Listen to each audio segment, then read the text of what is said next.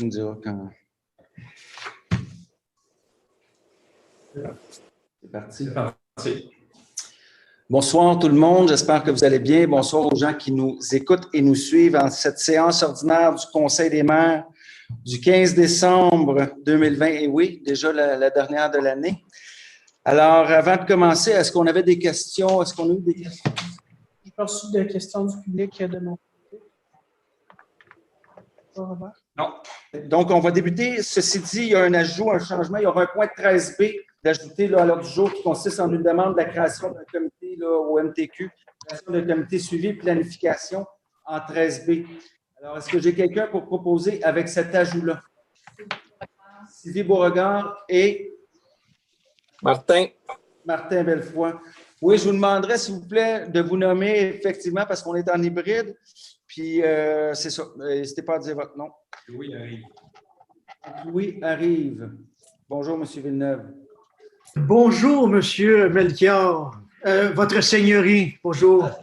Tu peux le dire plus fort, là, où on est en direct. Juste. Alors, je répète, bonjour, Votre Seigneurie Melchior. C'est un plaisir de vous joindre.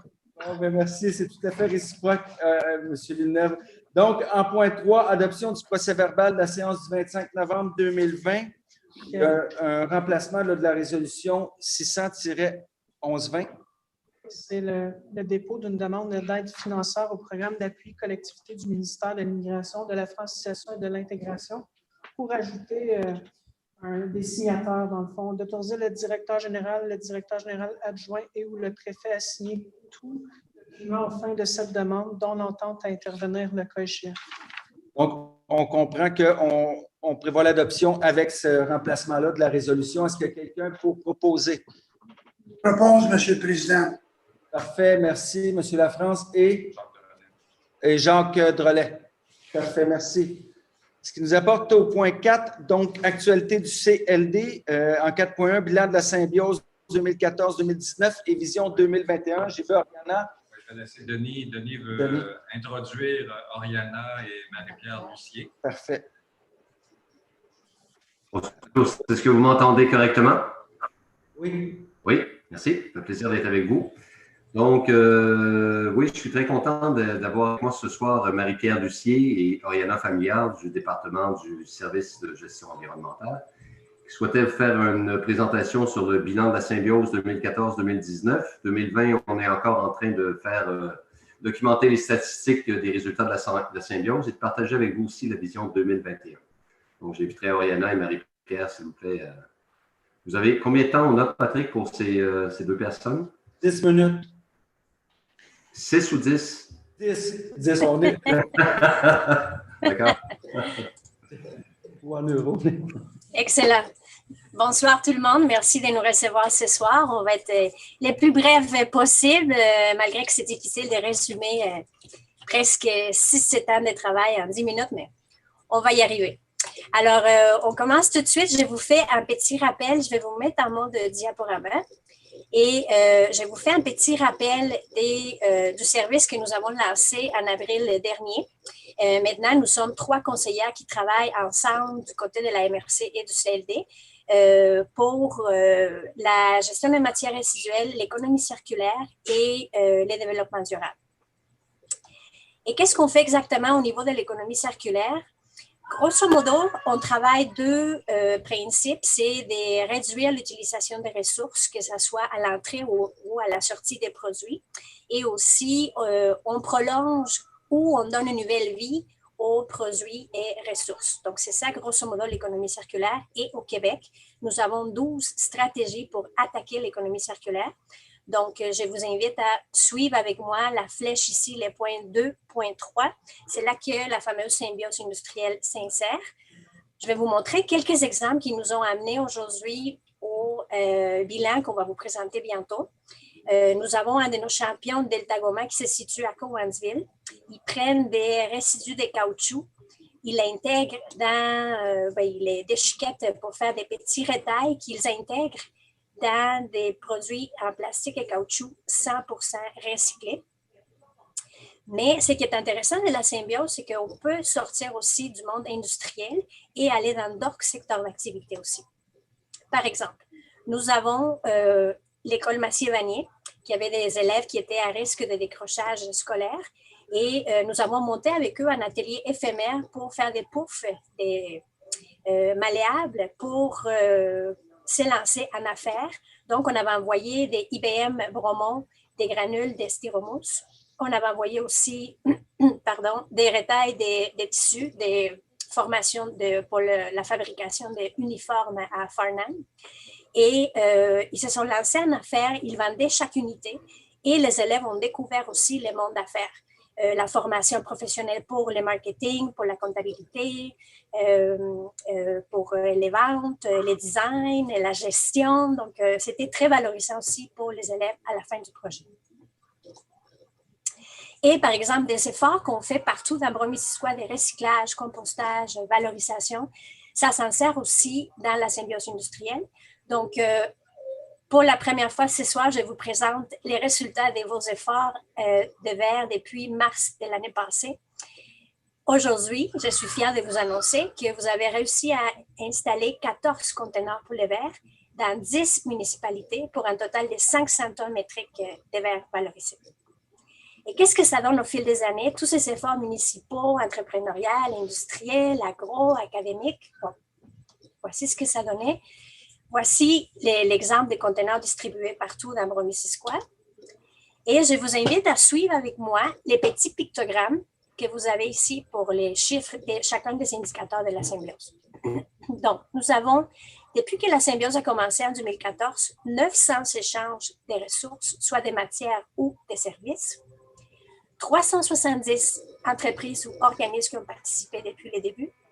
Nous avons calculé aussi les économies faites à la sortie, soit en matière résiduelle pour ceux qui donnent de la matière ou en approvisionnement pour ceux qui reçoivent de la matière, pour un total de 1,7 million de dollars économisés parmi les participants.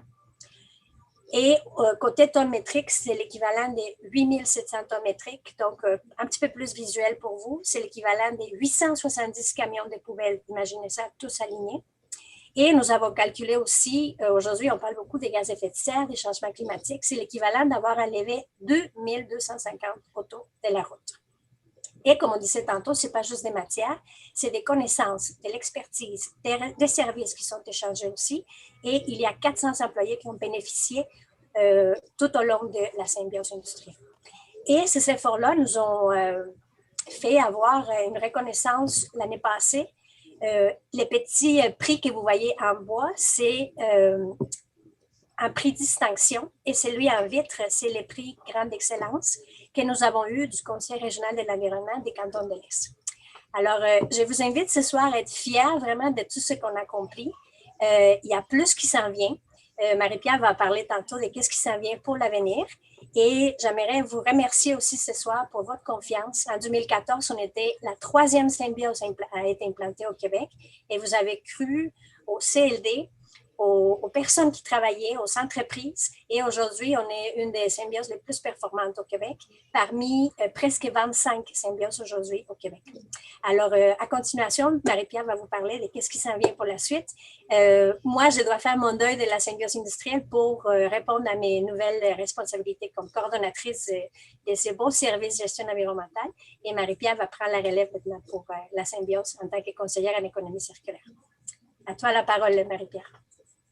Oriana. Merci, Oriana. Donc, je suis une ancienne nouvelle. Je n'ai jamais eu la chance de vous présenter quoi que ce soit au conseil. Donc, c'est un baptême de conseil pour moi. Mais ça fait un moment quand même que je suis au CLD et puis que j'ai travaillé avec la symbiose industrielle et les différents acteurs de l'économie circulaire qu'on a sur le territoire. Donc, ça me fait plaisir de vous rencontrer. Je suis ici pour vous présenter 2 projets qu'on a déposés cette année, spécifiquement en fait à l'automne pendant le fort de la pandémie. Donc, celui qu'on a devant les yeux en ce moment, c'est une feuille résumée qui nous parle d'un projet qu'on a déposé en collaboration avec la MRC de la Haute-Yamaska et Granby Industriel. C'est un projet qu'on dépose chez Recyc Québec. C'est un appel de proposition pour la transition vers l'économie circulaire, son petit nom LabTech. Donc, il se fait en 2 volets. Ce premier volet-là, en fait, c'est le lancement de la symbiose en Haute-Yamaska.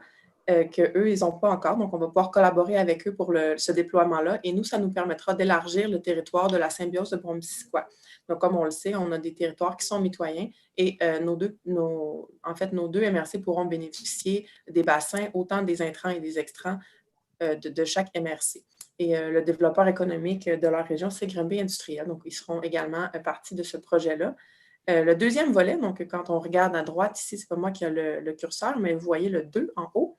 Donc, c'est l'approvisionnement responsable ici, donc industrie, commerce et institutions. Ça n'aura jamais été autant à la mode qu'en ce moment, l'approvisionnement responsable, l'approvisionnement local. Donc, ce dépôt de projet-là s'insère en fait dans les tendances actuelles pour une relance économique verte. Vous voyez autour du rond ici des indicateurs que vous avez probablement eu la chance de voir à différentes sources qui sont souvent les mêmes, donc la réduction des gaz à effet de serre, des économies. Donc, tout le bilan qu'Oriana nous a présenté, c'est les retombées, en fait, là, qui sont en lien avec ce projet-là. On peut passer à la prochaine diapositive. Donc, ce deuxième projet-là est un projet qui me tient à cœur. C'est un projet de pilote. C'est une démarche pionnière auquel on croit fortement. Donc, c'est un projet qui se tient sur 2 ans, qui vise à faire le test de l'économie de la fonctionnalité. Brièvement, qu'est-ce que c'est l'économie de la fonctionnalité? C'est de voir comment on peut vendre un service plutôt que le bien lui-même. Donc, un petit exemple serait de Xerox, qui est un champion. Comment Xerox réussit à vendre des photocopies plutôt que vendre des photocopieurs. Donc, il y a toute une stratégie de mise en marché, de modèle d'affaires, de tout ce qui est monté, comment on le fait pour qu'il soit réparable à moindre coût, comment on peut réintroduire des composantes dans les nouvelles machines qu'on va mettre en marché. Donc, c'est un projet qui se fait en 3 volets, pardon. Au Québec, il n'y en a pas encore d'économie de fonctionnalité. Donc, on espère faire affaire avec une firme française qui s'appelle Picaya, qui va faire une montée en compétences de 6 symbioses industrielles de toute, en fait, la communauté Synergie Québec. Ça se trouve sur 5 territoires et chaque symbiose aura la chance de pouvoir, dans le cadre de ce projet-là, accompagner une cohorte de 4 entreprises. Donc, ce sera très intéressant de voir, de soulever les freins et les leviers à l'économie de fonctionnalité dans une perspective manufacturière avec nos entreprises québécoises. Donc, on pourra passer à la prochaine diapositive. D'autres projets qu'on a pour 2021, on est en optimisation de gestion des données. Comme Oriana l'a mentionné, on est la 3e symbiose à avoir été créée. Donc, vous imaginez, depuis tout ce temps, avec nos 900 avec tous nos échanges, toutes les données qu'on a récoltées, c'est sûr qu'on en a beaucoup. Puis ça, c'est ceux qui ont été concrétisés, mais on a aussi aidé plein de personnes pour qui on est toujours en attente de maillage. Donc, on va s'optimiser, faire de l'innovation avec notre gestion de données. On va faire affaire avec Toucan, qui est le CRM qui a été choisi par le CLD pour pouvoir faire toute cette gestion au quotidien du soutien aux entreprises. Et puis, on donne la chance à Toucan Solutions de nous accompagner dans notre outil de logistique de maillage, 2 compagnies québécoises qui vont nous aider grandement avec notre gestion de données. On a aussi une planification stratégique et le plan de gestion des matières résiduelles qui va être fait en collaboration avec la MRC. On va lui apporter une touche de circularité. C'est maintenant le moment de conclure. Donc ici, c'est tout ce qu'on a accompli ensemble dans le service de gestion environnementale depuis, en fait, la création de notre trio en août. Donc, on a fait le dépôt dont je vous ai parlé à Action Climat, l'économie de la fonctionnalité, celui en septembre pour Recyc Québec. On a approché Madame la députée et ministre Isabelle Charret pour lui parler de nos dépôts de projets. On est en attente de confirmation positive. On croit fortement que nos dépôts étaient très forts et qu'on aura des belles réponses à vous partager sous peu. Et aussi, on a fait la proposition, en fait, d'inclure un membre de la table des entreprises en développement durable au CA du CLD. Puis, on espère qu'en 2021, on pourra vous partager l'octroi, puis mettre en branle, en fait, tous les autres aspects dont j'ai parlé. Je vous remercie grandement pour votre attention. Et on peut passer à la dernière diapositive. Je vous souhaite un joyeux Noël, un joyeux temps des fêtes rempli de douceur et pas de pandémie. Si on pouvait juste faire abstraction que ça existait un moment, c'est ça que je vous souhaite pendant le temps des fêtes. Merci. Marie-Pierre et Oriana, merci beaucoup. Tu n'es pas sans savoir, Oriana, que moi, j'ai de la symbiose, tu me parles de ça, c'est tout le temps quelque chose extraordinaire. Alors, Marie-Pierre, tu prends la suite de tout ça. Merci pour ton dévouement, Oriana, aussi, à travers tout ça et ta passion. on ne peut pas t'enlever ta passion, c'est ton entité, donc je trouve ça extraordinaire parce que c'est grâce à ta passion et celle de ton équipe là, que tout avance. Merci beaucoup pour cette présentation-là, mesdames. Merci de votre attention. Est-ce qu'il y aurait des questions? Oui, Ariana, moi j'ai une question. Jean Lévesque, Fredericksburg. Tu devrais faire un correctif sur tes 10 conteneurs parce que c'est maintenant rendu à 11. On a ajouté un deuxième conteneur. Je suis un peu gêné de dire ça parce que je ne verrais pas pourquoi on a plus de bouteilles à Fredericksburg qu'ailleurs, mais on avait 4 verges puis on a rajouté un autre 6 verges. C'est du jus de pomme en bouteille. C'est vrai que c'est suspicieux, mais on va en prendre bonne note. On va pouvoir l'ajouter à nos statistiques. Merci beaucoup. Excellent. Merci beaucoup. Puis bravo à vous aussi pour vos efforts. Puis merci d'être donc fiers ambassadeurs. Bonne soirée et joyeuses fêtes à tous. Merci. Bonne soirée, merci. Au revoir. Donc, ça nous amène au point 4.2, nomination, poste de présidence des 5 comités consultatifs du CLD pour 2021. J'imagine que c'est moi qui prends la parole. Est-ce qu'il y a un document d'affiché, David, ou j'y vais verbalement? Je vais en afficher un. Oui. Quand même, au-delà de la lecture, vous savez, chaque année, on doit vous soumettre pour votre approbation des personnes désignées par les comités comme étant les présidents. Donc, au niveau du comité de tourisme, c'est Mme Nadia Baron qui est responsable marketing à la station de ski Mont-Sutton. Comité d'investissement commun, Mme Hélène Bernier. Juste une précision quant à Mme Baron, elle remplace Anne-Marie Lemire qui est avec nous depuis 2013, qui a choisi de se retirer après 8 ans d'engagement avec nous. Elle va continuer d'être présente au comité touristique, mais elle n'agira plus comme présidente. Donc, au niveau du comité d'investissement commun, c'est Hélène Bernier de Desjardins qui renouvelle son mandat. Comité agroalimentaire, Rachel Mahana, ce sera sa 2e année comme présidente du comité. On a un nouveau président pour le comité d'économie sociale qui est Jérémy Joyal-Deslandes. Certains d'entre vous l'ont peut-être connu à l'époque où il travaillait pour Raymond Chabot. C'était notre auditeur pendant un certain nombre d'années. Donc, Jérémy, nouveau président du comité d'économie sociale.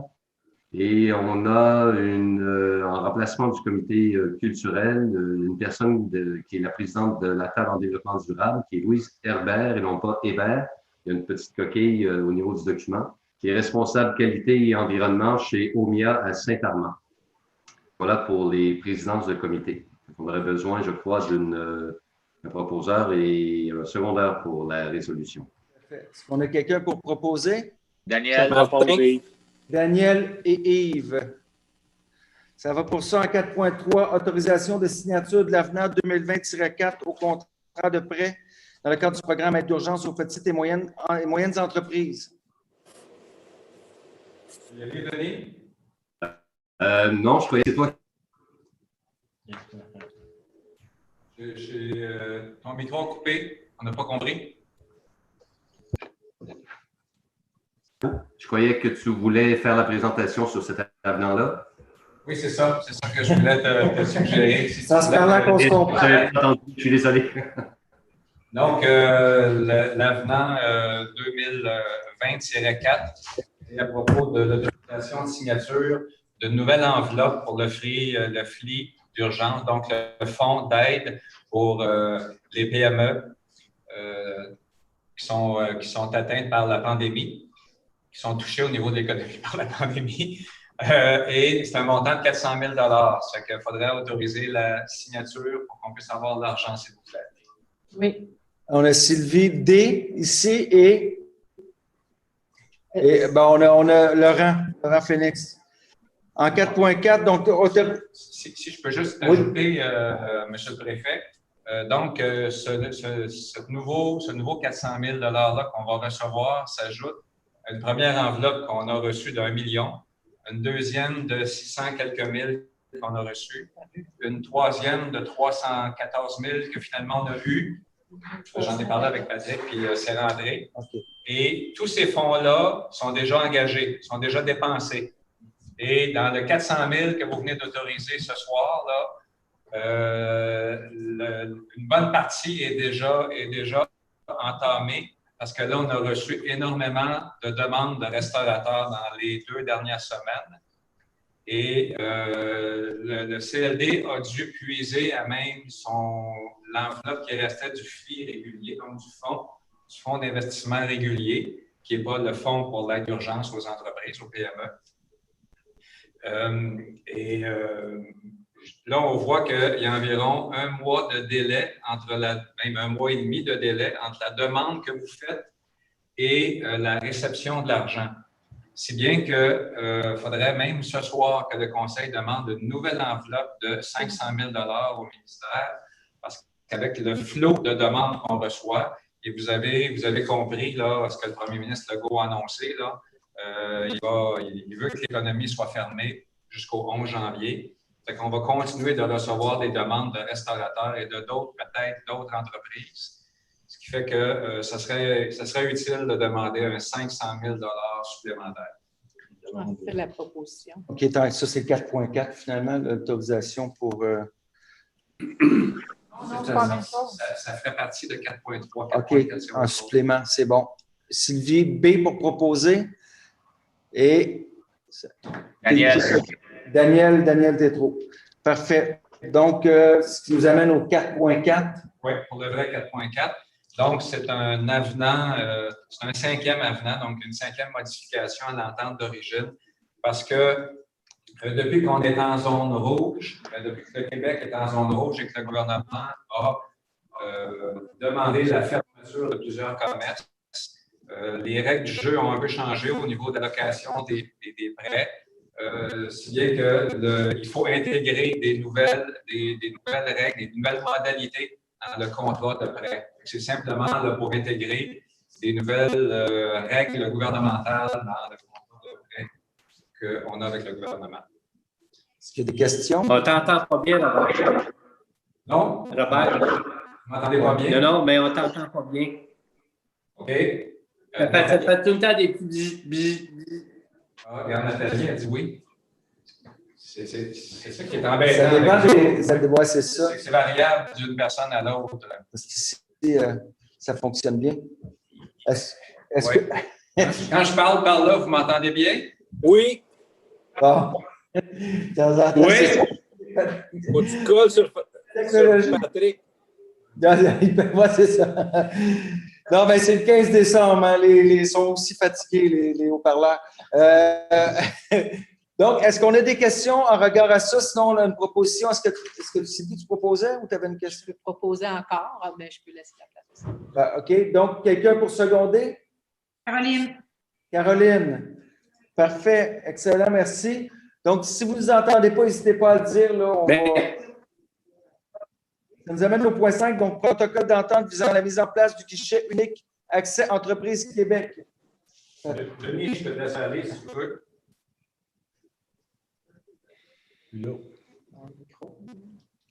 Denis, est-ce que tu veux y aller? Ton micro est fermé, Denis. Merci. C'est tombé avec un micro ouvert. Donc, je voulais porter à votre attention, Monsieur le Préfet, que Pierre Genessec avait une question sur le point suivant, je crois, qui n'avait pas été vu. Est-ce que je me trompe, Pierre? Moi, j'avais juste une question. On est calculé, on était rendu à 2,8 millions d'aides financières. Hein? C'est à peu près ça? 500, oui. On va approcher de 3 avec millions. Avec les 500 000 qu'on demande, c'est à 2,8. C'est 3 millions, hein? OK. C'est ça que je voulais savoir. Oui. C'est bon? C'est ça que j'avais calculé, 2,8 millions. C'est ça? Oui. N'hésitez pas à vous nommer lorsque vous avez des questions parce que je ne vois pas tout le monde en même temps. Je vous vois en même temps, mais je ne vous vois pas toujours. Donc, ça nous amène au point. Est-ce qu'il y avait d'autres questions? Ça va pour le point? Excellent. Point 5, protocole d'entente visant la mise en place du guichet unique Accès Entreprises Québec. Une nouvelle qu'on attendait depuis un certain temps, lors du dépôt du gouvernement du Québec le 10 mars dernier, il y avait eu une annonce à l'effet qu'une somme de 97 millions de dollars était réservée pour augmenter le financement des organismes en développement économique sur les 5 prochaines années. Donc, ça prend un certain temps, compte tenu du contexte, le gouvernement d'être capable de mettre en œuvre cet engagement-là. Donc, au mois de novembre, il y a environ 3 semaines, M. Fitzgibbon et M. Legault, et Mme Proulx, plutôt, la ministre responsable du développement économique, a procédé à l'annonce. Donc, Chacune des MRC du Québec va recevoir pendant les 5 prochaines années une somme de 900 000 $ pour augmenter les ressources humaines dédiées au développement économique. Donc, la contrepartie, l'obligation de chacune des MRC, c'est de procéder au recul d'embauche de 2 conseillers supplémentaires qui vont être dédiés leur mandat va être d'accompagner les entreprises ou intensifier l'accompagnement aux entreprises pour leur permettre d'accéder le plus facilement, le plus efficacement possible aux différents programmes gouvernementaux. Donc, on a besoin d'une résolution. Est-ce qu'on a besoin d'une résolution, Robert, à ce stade-ci pour signer l'entente?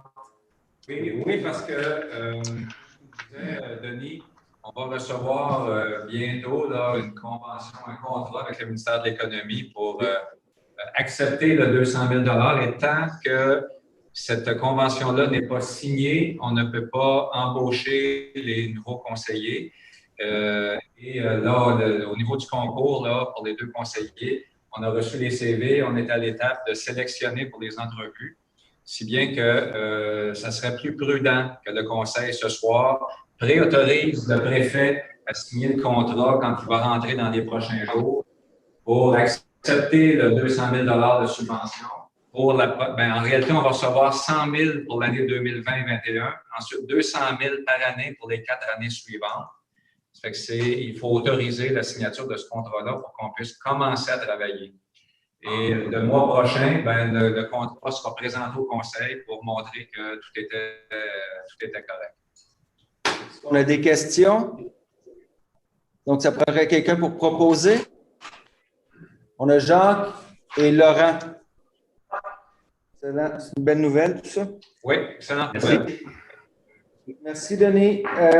Point 6, donc transport adapté collectif. En 6.1, autorisation de signature pour les contrats de gré à gré, fourniture de services de transport adapté et collectif par automobile qualifiée, taxi, entre autres choses. Bon, le Conseil a déjà autorisé la discussion, la négociation avec les entreprises de taxi pour la desserte pour l'année 2021, pour la desserte en transport adapté et collectif, selon les territoires de couverture pour la MRC. Donc, ce soir, on propose l'autorisation de signature pour 6 contrats. Donc, en 6.1.1, qui est le contrat pour le secteur de Bedford et les municipalités environnantes, qui serait un contrat signé avec Taxi Bedford au montant de 93 800. En fait, c'est la même compagnie qui avait le contrat auparavant et c'est pour une année non renouvelable. Là, on va prendre proposition pour chacun. Pour chacun. Est-ce que Sylvie propose? Qui seconde? On a Yves Lévesque.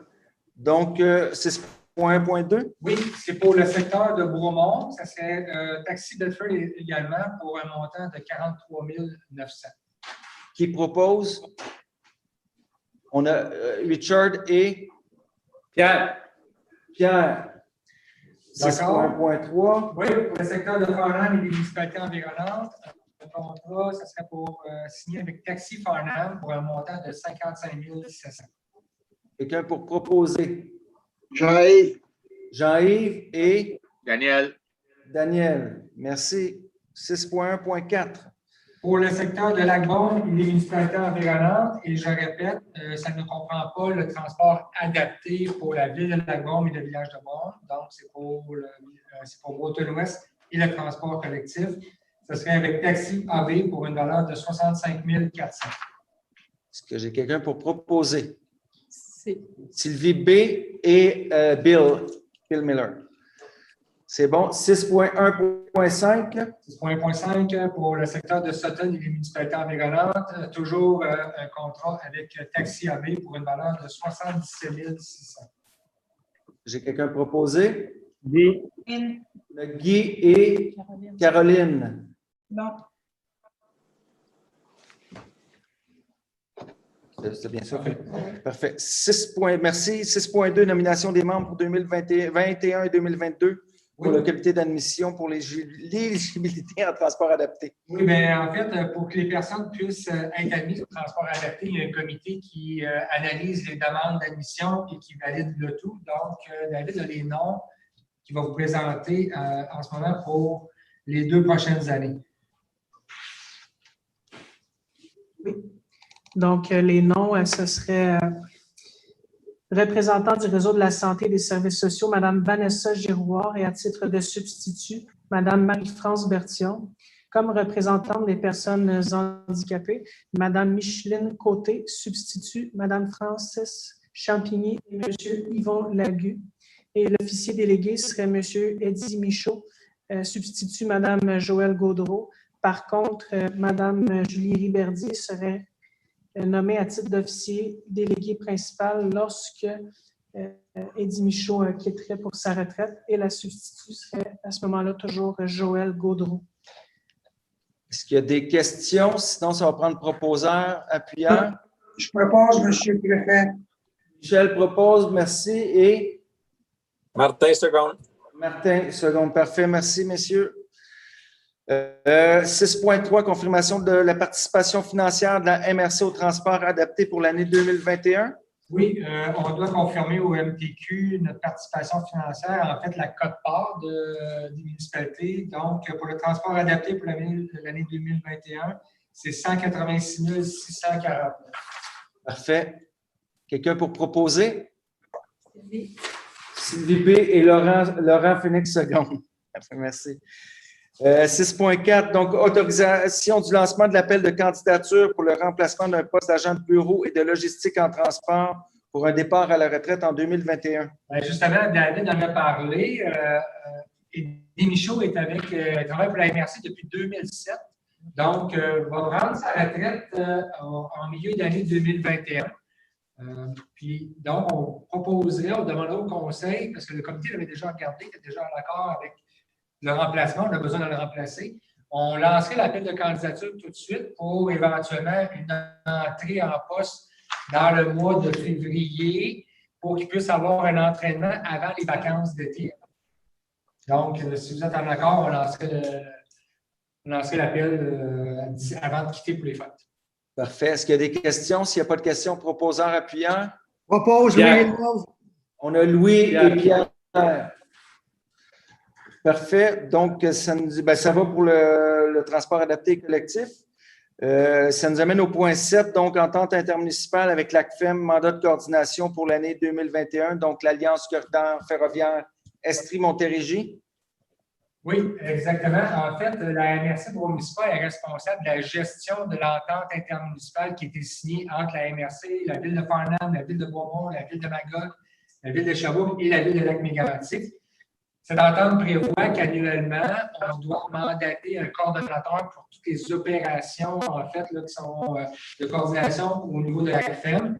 Le comité exécutif de l'ACFEM s'est rencontré la semaine dernière et propose de donner le mandat à M. Daniel Lawara pour une banque d'heures de 500 heures pour l'année 2021 au coût de 100 $ de l'heure, plus les dépenses de représentation, donc un montant de 50 000 $ plus dépenses. Le tout conditionnellement à ce que chacune des villes membres donne son approbation par résolution. Est-ce que ça va? Ça va nous prendre proposeur appuyant pour ça. Jacques propose et Jean-Yves seconde. Parfait. Donc, merci. Point 8, réseau de développement de la communauté territoriale de Brome-Missisquoi. En fait, au dernier conseil, vous avez autorisé que la MRC puisse prolonger le contrat de Mme Christelle Bogosta pour animer tout le réseau de développement de la communauté jusqu'au 31 mars 2021. Par le fait même, vous avez également prolongé l'entente avec la Fondation Lucien-André Chagnon pour la même date. Il y a un consultant qui est mandaté pour faire toute l'animation extérieure, les consultations auprès des regroupements communautaires. Et le mandat s'est terminé avec JFL. Donc, on propose de renouveler ce mandat-là jusqu'au 31 mars 2021. Et il sera seulement payé pour les heures qui auront été effectuées. Par la suite, ce sera la future organisme qui est le développement communautaire de Brome-Missisquoi qui va prendre un nouveau mandat avec GFL si jamais il y a des travaux qui sont à compléter. Parfait. Est-ce qu'il y a des questions? Non. Proposeur, appuyeur. Sylvie Beauregard qui propose et... Louis Villeneuve. Louis Villeneuve. Louis Villeneuve. Parfait, merci. Donc, ça nous amène au point 9, rapport du comité de liaison MRC-UPA du 11 décembre 2020. Bon, vous avez, le PV a été déposé aujourd'hui. Vous n'avez pas eu le temps de le lire. Je ne vous en ferai pas la lecture systématique. En fait, c'était surtout des échanges, des partages, mais je vais vous parler de façon globale de ce qui a été discuté. Le premier point, ça concerne la campagne de sensibilisation sur la cohabitation. Notre campagne Un milieu de vie à partager. En fait, plusieurs, à peu près, je pense que c'est 13 MRC de la Montérégie se sont mis ensemble avec l'UPA et aussi, je crois, le MAPAC a participé à ça pour mettre en place une campagne de sensibilisation au milieu agricole. L'UPA voulait savoir un peu où en étaient rendus les efforts dans vos municipaux. Clairement, il y a eu des outils qui ont été diffusés aux municipalités, parce que chaque municipalité a des autorisations pour aller télécharger des outils de communication. Et il y aura éventuellement des capsules qui vont être rendues publiques par thématique à partir dans les prochaines semaines par rapport à différents enjeux. Il y a eu des discussions par rapport à le nombre important de cyclistes dans la région cet été. Là, je pense que comme tout Québec a visité le Québec, donc on n'en a pas fait exception. Et il y a des enjeux de cohabitation entre les cyclistes et la machinerie agricole. Ce que la MRC propose, en fait, c'est dans la campagne de Partageons la route qui va se prolonger en 2021 en association avec la Sûreté du Québec, c'est d'adresser davantage les enjeux entre les cyclistes et la machinerie agricole en milieu agricole. Ça, c'était le point de discussion sur cet élément-là. Deuxièmement, il y a eu les discussions sur le transfert de la région administrative, donc la mise en place du comité sur le suivi des enjeux agricoles. L'UPR voulait savoir un peu, c'était quoi les dernières démarches là, que la MRC a mis en place et désire par la suite également, je pense qu'ils vont faire part à la MRC de leurs préoccupations, des enjeux que les autres entrevoient au niveau des différents services agricoles. Je ne sais pas s'il y a des membres qui étaient présents qui veulent rajouter là-dessus, mais ça faisait le tour, je crois. Ça fait pas mal le tour, tout à fait. Il y a eu un point de suivi sur le plan régional des milieux humides, hydriques et naturels de la MRC par rapport au fait qu'à partir de 2021, c'est tout le volet consultation des partenaires et du milieu, donc les milieux agricoles vont être concernés par ce niveau-là. Au niveau de la révision du schéma d'aménagement et de développement qui avance également, il y a des défis en matière d'utilisation du territoire, d'occupation, de vitalité. Et éventuellement, il y aura une plateforme web qui va être mise en ligne sur les grands projets. Puis il y aura une démarche participative qui sera mise de l'avant pour les citoyens et les partenaires également. Ce n'est pas impossible que la MRC puisse rencontrer l'exécutif éventuellement de l'UPA pour adresser davantage les dossiers en cours en lien avec le schéma d'aménagement.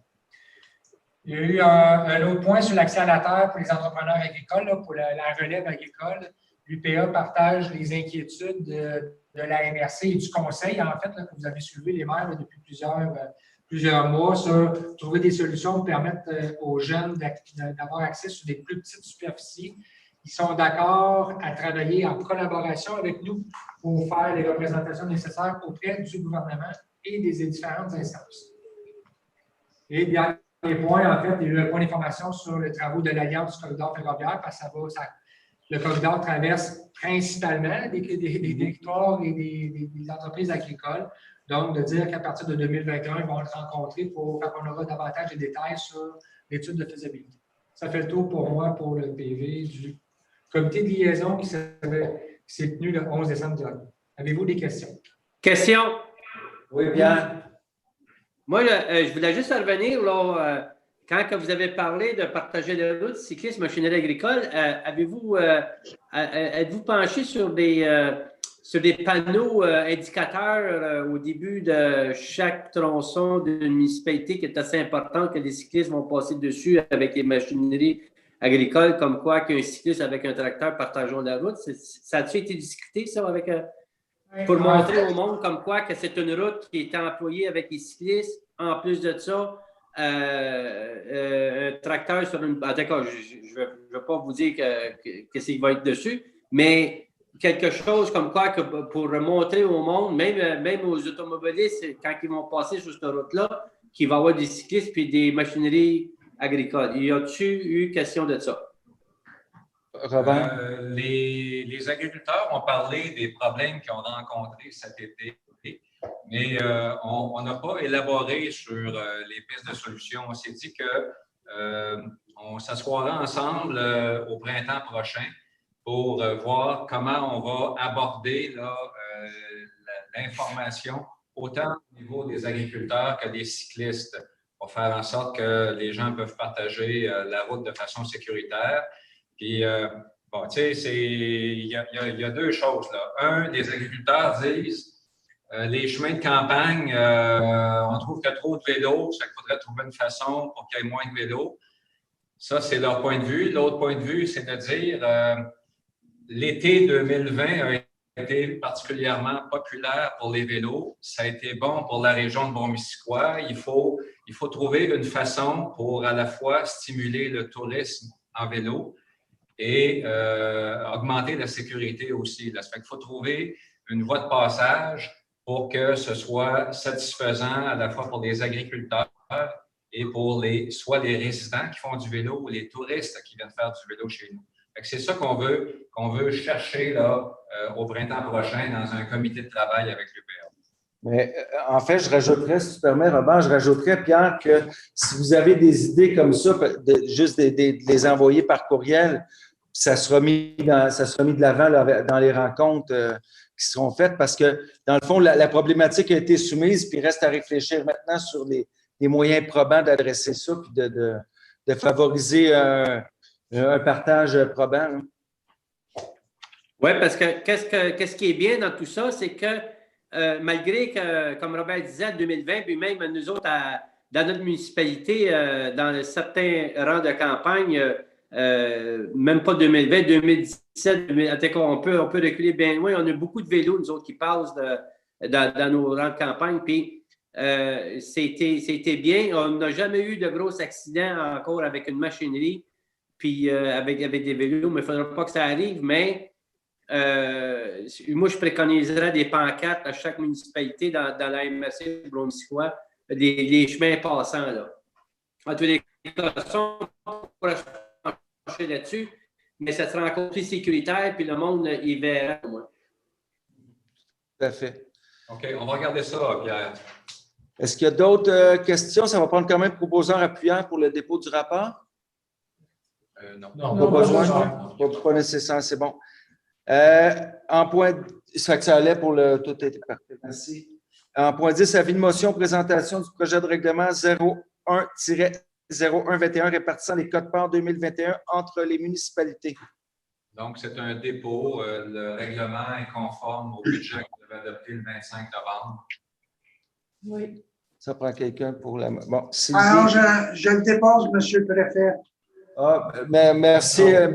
Lafrance, mais vous avez été devancé par Sylvie Dion. Tant mieux, elle prendra de l'ordre pour l'augmentation. Sylvie demande la lecture du règlement. Non, c'est Sylvie. Oui. Avec dispense, c'est bon, oui. Je voudrais juste mentionner aux membres du public là, que sur le site web, vous avez dès maintenant une copie de ce projet de règlement-là qui est mis à votre disposition et de tous les règlements qui seront présentés ce soir également. Parfait. Excellent. Donc, point 11, COVID-19, état de la situation au 15 décembre 2020 en 11.1. Oui, je vais vous partager l'état de la situation en date d'aujourd'hui. Donc, j'ai fait l'écart dans les 4 dernières semaines, donc entre le 16 novembre et le 14 décembre. On a dans la MRC 125 cas de plus. On est rendu à 502 aujourd'hui. Aujourd'hui, c'est les chiffres d'hier, comme vous savez. Là. Bromont, il y a quand même une accalmie à Bromont, une augmentation de 14 cas, mais c'est beaucoup moindre que ce qu'on avait vu auparavant. Dans la ville de Bedford, il y a 10 cas de plus. Ils sont rendus à 26. À Brigham, 36 cas, 7 de plus. Cowansville, 104, 37 de plus. Donham, 28 cas, 14 de plus. Farnham, 20 cas de plus pour un total de 111. C'est Farnham qui mène en tête. Fredericksburg, 5 de plus à Fredericksburg pour 13. À Lac-Brome, 5 de plus pour 33. Puis le reste, vous voyez que c'est relativement peu ou relativement stable. Fait que ça, c'est l'état de la situation de la COVID dans la MRC Bromiska. Comme vous savez, en Estrie, il y a des points chauds qui sont Sherbrooke, la Haute-Yamaska. Maintenant, depuis environ une semaine, la MRC de Quaticook, mais c'est surtout Sherbrooke et la MRC de la Haute-Yamaska qui sont des zones chaudes. Là. Dans Bromiskois, je ne sais pas si c'est le fait qu'on a eu un point de presse il y a 2 semaines, ou si les gens font très attention ou si on est chanceux, mais jusqu'à maintenant, ça va bien dans Bromiskois. En même temps, les chiffres ne tiennent pas compte uniquement des cas actifs, parce que depuis ce temps-là, c'est pas les cas réels, c'est des cas qui ont été présents sur le territoire, mais les cas actifs, c'est moindre que ça. Oui, les cas actifs, c'est effectivement les gens qui ont été testés positifs dans les 2 dernières semaines. C'est ça qu'on veut savoir. Oui, Jacques. Robert, est-ce qu'on sait si l'éclosion qu'il y avait à l'hôpital à Cowansville, si c'est réglé maintenant? Oui, c'est réglé maintenant, oui. Merci. On parle, je pense que c'est en bas de 18 cas actifs à Cowansville, si je ne me trompe pas. Là, je vais parler des villes qui en ont le plus. Farnham, 10 ou 11 cas actifs. Donc, effectivement, c'est important de faire la nuance parce qu'on voit beaucoup de cas, c'est des cas cumulés depuis le début. On ne veut pas minimiser, mais je pense que la population est contente de savoir que le nombre de cas actifs, ce n'est pas le nombre de cas total là, depuis le début. En 11.2, ben, ça va pour... Monsieur le préfet, écoutez, j'aimerais juste vous souligner, moi, comme vous savez, je suis président du comité des usagers. Alors, il y a une grande transparence dans notre RLS de la Pommeraye. Quand il y a des éclosions, les chefs de service nous contactent et nous gardent au courant de qu'est-ce qui se passe. Donc, écoutez, c'est rassurant là, de savoir. Et ils nous informent de toutes les mesures qu'ils prennent. Donc, je tiens à souligner ça là, parce que je pense que c'est à l'honneur de notre RLS, là, cette grande transparence. C'est bien de le souligner. C'est tout à fait, effectivement, il faut le dire, pour le contact, on a un contact qui est quand même privilégié, puis on n'est pas dans le néant, effectivement, je trouve ça bien. C'est bien de le nommer. Il faut le nommer, hein, parce qu'on nomme souvent quand on n'est pas content. Mais là, c'est bien de le dire aussi qu'il y a une bonne relation. Merci. Merci. On parle de la rencontre d'aujourd'hui avec la santé publique de l'Estrie. Oui, on peut en parler. Il y avait des points, par contre. Parce que moi, je vais être prudent quand je vais le mentionner. La santé publique de l'Estrie, le docteur Alain Poirier, que vous connaissez bien, là, nous a parlé de la campagne de vaccination qui est enclenchée. Là, ça va débuter en Estrie la semaine prochaine.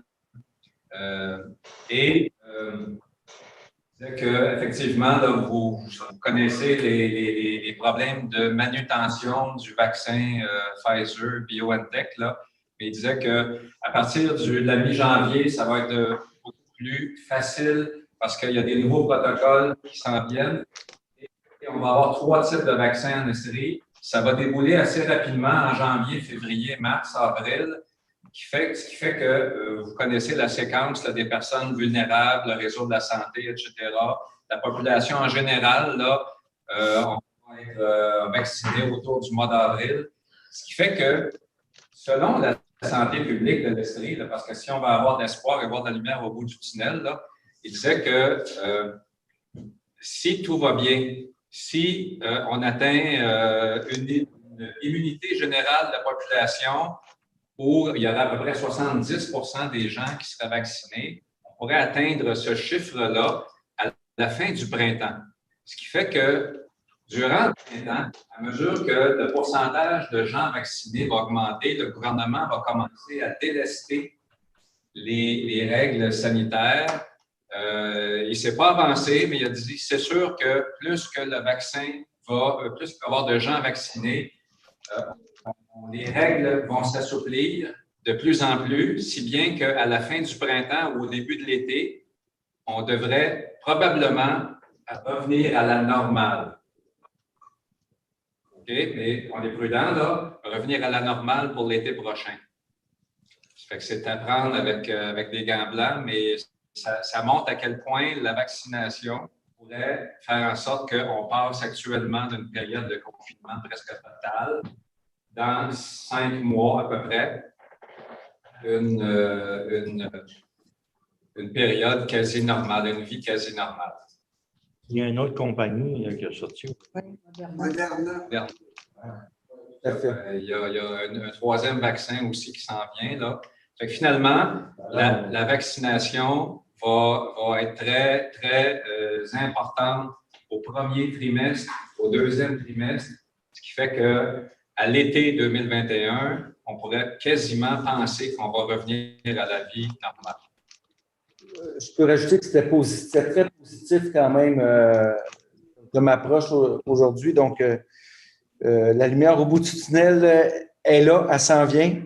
Il faut rester positif, je pense. Et puis, au mois d'avril, tout ça ne sera que fin avril, c'est ce qu'on entend. Comme... mais en attendant, non, ce ne sera pas un poisson d'avril. En attendant, il faut préserver quand même la santé mentale. C'est important. C'est fini avec le 11.1, j'arriverai au 11.2. Évidemment, on questionne nos organismes communautaires qui sont près de la population au niveau de l'aspect psychosocial que cette pandémie-là amène. On entend des gens qui sont seuls à l'arrivée de Noël. Déjà, Noël, c'est une période où normalement, il y a des gens qui sont fragilisés, des gens qui sont seuls et tout. Donc, moi, ce que je dis, puis à la population, aux gens qui nous regardent, ça va être très important d'être à l'affût, à l'écoute de tout ça. Il n'y a pas de recette magique. Et là, on a entendu aujourd'hui qu'une personne seule pouvait aller dans une famille, une autre bulle. Là, c'est déjà une bonne nouvelle en soi. Ça va être important de contacter le plus possible nos proches. Si vous avez un réseau d'amis qui peuvent appeler des gens, même si c'est des gens qu'on voit moins souvent et tout, ne serait-ce que faire des appels comme ça, utiliser nos médias, le Zoom, entre autres choses, pour pouvoir contacter les gens. Il n'y a pas de grand secret, puis on aimerait faire plus, mais dans un mode de confinement où on est comme ça, c'est ce qu'il faut faire parce que je l'ai dit depuis le début, mon passé, bon, pour ceux qui le savent, j'ai travaillé toute ma vie en intervention, puis il faut prendre soin de l'aspect sanitaire, puis ça, on est clair dans ça, mais il faut nécessairement préserver l'aspect psychosocial parce qu'il y a quand même des marques qui vont rester après la pandémie. On aura des gens à prendre soin. Donc, c'est ça. C'est un message, si je peux lancer ce message-là, là, c'est vraiment de préserver le plus possible cet aspect-là, d'être inventif le plus possible. Le téléphone en soi, les médias. Être généreux pour les guignolés. Tout à fait, les guignolés, donner. À Cowansville, c'est 57 000 qui ont ramassé. 57 000 ramassés à Cowansville.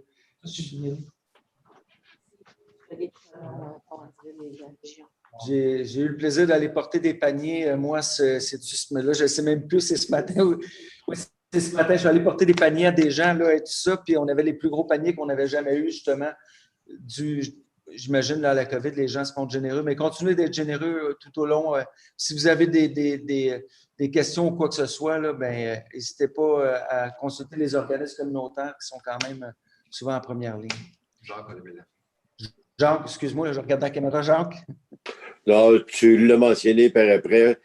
Question de rassurer les gens au point de vue mental comme tel.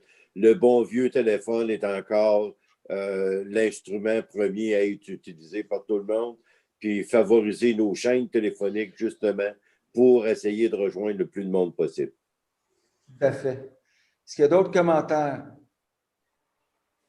Parfait. Bon, soyons solidaires dans cette période-là.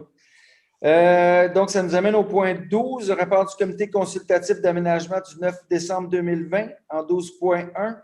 Oui, donc c'est Nathalie Grimard. Oui, bonsoir tout le monde. Alors, le premier point vise le règlement 06-11-20 qui vous a été présenté à la séance dernière. Je vous rappelle que ce règlement vise à modifier le règlement de contrôle intérimaire là, qui encadre l'implantation de centres de traitement de données. Donc, il n'y a pas eu de modification ni de commentaires suite à la présentation du règlement. Essentiellement, là, je vous résume les modifications qui visaient à départager ce qui visait le traitement et le minage de crypto-monnaies versus les autres centres de traitement de données sur le territoire. Donc, tout ce qui est au niveau du minage de crypto-monnaies demeurerait interdit sur l'ensemble du territoire à l'exception d'un secteur cartographié à Coansville, tandis que pour les autres centres de traitement de données, à certaines conditions, notamment la consommation d'énergie et le niveau de bruit généré, serait autorisé dans les parcs industriels régionaux du territoire. Parfait. Est-ce qu'il y a des questions? Non, c'est correct. Je comptais. On a perdu du monde. OK. Est-ce qu'il y a des questions? S'il n'y a pas de questions, ça va prendre quelqu'un pour proposer. Alors, on a Jean Lévesque et… Martin. Martin, parfait, merci. 12.2, projet de règlement 05-0820, modifiant le schéma d'aménagement, de développement, de remplacement 05-0508. Retour sur la séance d'information et commentaires reçus. Oui, je vous rappelle que ce règlement vise à créer une nouvelle affectation du territoire dans la municipalité de Saint-Armand, soit une grande affectation du territoire service routier de transit. Et donc, a eu lieu la séance d'information le 2 décembre dernier. Je vous résume les principales recommandations qui ont été mises jusqu'à maintenant. En fait, c'était principalement au niveau de l'intégration architecturale du projet. Il y a plusieurs lots de visées dans cette affectation-là, mais particulièrement là, un projet commercial qui serait en vue. Donc, de tenir compte de l'intégration architecturale et également, il y avait là, des préoccupations sur la possibilité d'avoir un espace de promotion pour des fins récréatives comme c'est une des portes d'entrée sur le territoire de la MRC. Je vous rappelle pour les gens qui sont à l'écoute que la période de consultation écrite se termine le 17 décembre. Alors, c'est toujours le temps de nous acheminer vos commentaires relativement à ce projet de modification. Jusqu'à présent, 2 commentaires écrits ont été transmis, puis relativement là, les mêmes objets que ce que je viens de vous mentionner. Et en lien avec les commentaires, le comité d'aménagement souhaitait faire une recommandation au conseil afin d'indiquer à la municipalité de Saint-Armand qu'il serait effectivement opportun pour celle-ci de se doter d'un PIA, donc d'un règlement sur les plans d'implantation et d'intégration architecturale pour encadrer les projets dans ce secteur-là et également d'évaluer l'opportunité de mettre en place un espace pour la promotion touristique et évidemment là, le personnel de la MRC. Puis j'ajouterais également les collègues au niveau du CLD seraient disponibles pour pouvoir là, discuter avec les intéressés là, sur ces éléments-là. Parfait. Est-ce qu'il y a des questions? S'il n'y a pas de questions, ça va prendre quelqu'un quand même pour proposer. J'ai quelqu'un pour proposer. Gilles. Pierre et Gilles Rio. Parfait, merci. Donc, 12.3, stratégie régionale sur la conservation, connectivité à la mise en valeur des écosystèmes forestiers. Oui, je vous rappelle que la MRC a obtenu une subvention. Donc, le projet a été retenu dans le cadre de l'entente sectorielle forêt et un processus de demande de prix a été lancé. Et à la réception des offres reçues, ces dernières se sont vues trop élevées finalement là, par rapport à ce qui avait été estimé au départ puis ce qui était disponible pour réaliser l'ensemble du projet. Donc, ce qui vous est proposé là, ce soir, c'est de mettre fin au processus de demande de prix et d'autoriser le personnel de la gestion du territoire à plutôt poursuivre les négociations en vue de faire une entente de gré à gré avec un ou donc de nous autoriser là, à négocier avec un ou des fournisseurs pour arriver là, à préciser certains éléments du mandat en vue d'avoir un cadre budgétaire qui respecte. Alors, je propose, M. le Préfet. Parfait, merci. Est-ce que j'ai quelqu'un pour seconder? Daniel. On a Guy Gravel. Parfait, merci. Donc, on est rendu au certificat de conformité. Oui, le premier, c'est le règlement 458-50 qui est une modification du règlement de zonage de la ville de Farnham qui vise à autoriser là, les bâtiments mixtes dans une zone industrielle de son territoire. C'est conforme. J'ai quelqu'un proposé? Sylvie B. Sylvie B. et Martin Second. Sylvie B. Martin. OK, ensuite, 12.4.2. Oui, une autre modification du règlement de zonage de la ville de Farnham via le règlement 458-51 qui vise en fait là, à modifier là, les types d'habitations autorisées dans des zones résidentielles. Propose Louis Villeneuve. Louis Villeneuve et Daniel. Laurent Phoenix. 12.4.3. Oui, donc la ville de Bromont, qui est une modification au règlement relatif au projet particulier, donc le fameux PPC-moi, en vue d'avoir ajouté certains critères additionnels au niveau de l'évaluation d'un projet qui inclut l'usage dans la catégorie conservation, c'est conforme. Parfait. Quelqu'un pour proposer? Oui. Sylvie D. et Sylvie B. Sylvie B. Ah, ce serait 12.4.4. Oui, la ville de Bromont, modification du règlement de zonage 1037-20-2020 qui vise à ajouter, là, à modifier plutôt la bande de protection au pourtour du parc des Sommets. C'est conforme. Parfait. Quelqu'un pour proposer? Est-ce que j'ai Caroline? Jules. Yves. Là, on a Caroline et Jean-Yves. Après ça. Pas grave, là. non, mais j'essaie d'être là. 12.4.5. Oui, c'est un nouveau règlement pour la ville de Bromont, le règlement 1088-2020, qui en fait est un règlement relatif au paiement d'une contribution destinée à financer tout ou partie de dépenses liées à l'ajout, l'agrandissement ou la modification d'infrastructures ou d'équipements municipaux. C'est conforme. Richard. Richard et Daniel. C'est bon. 12.4.6.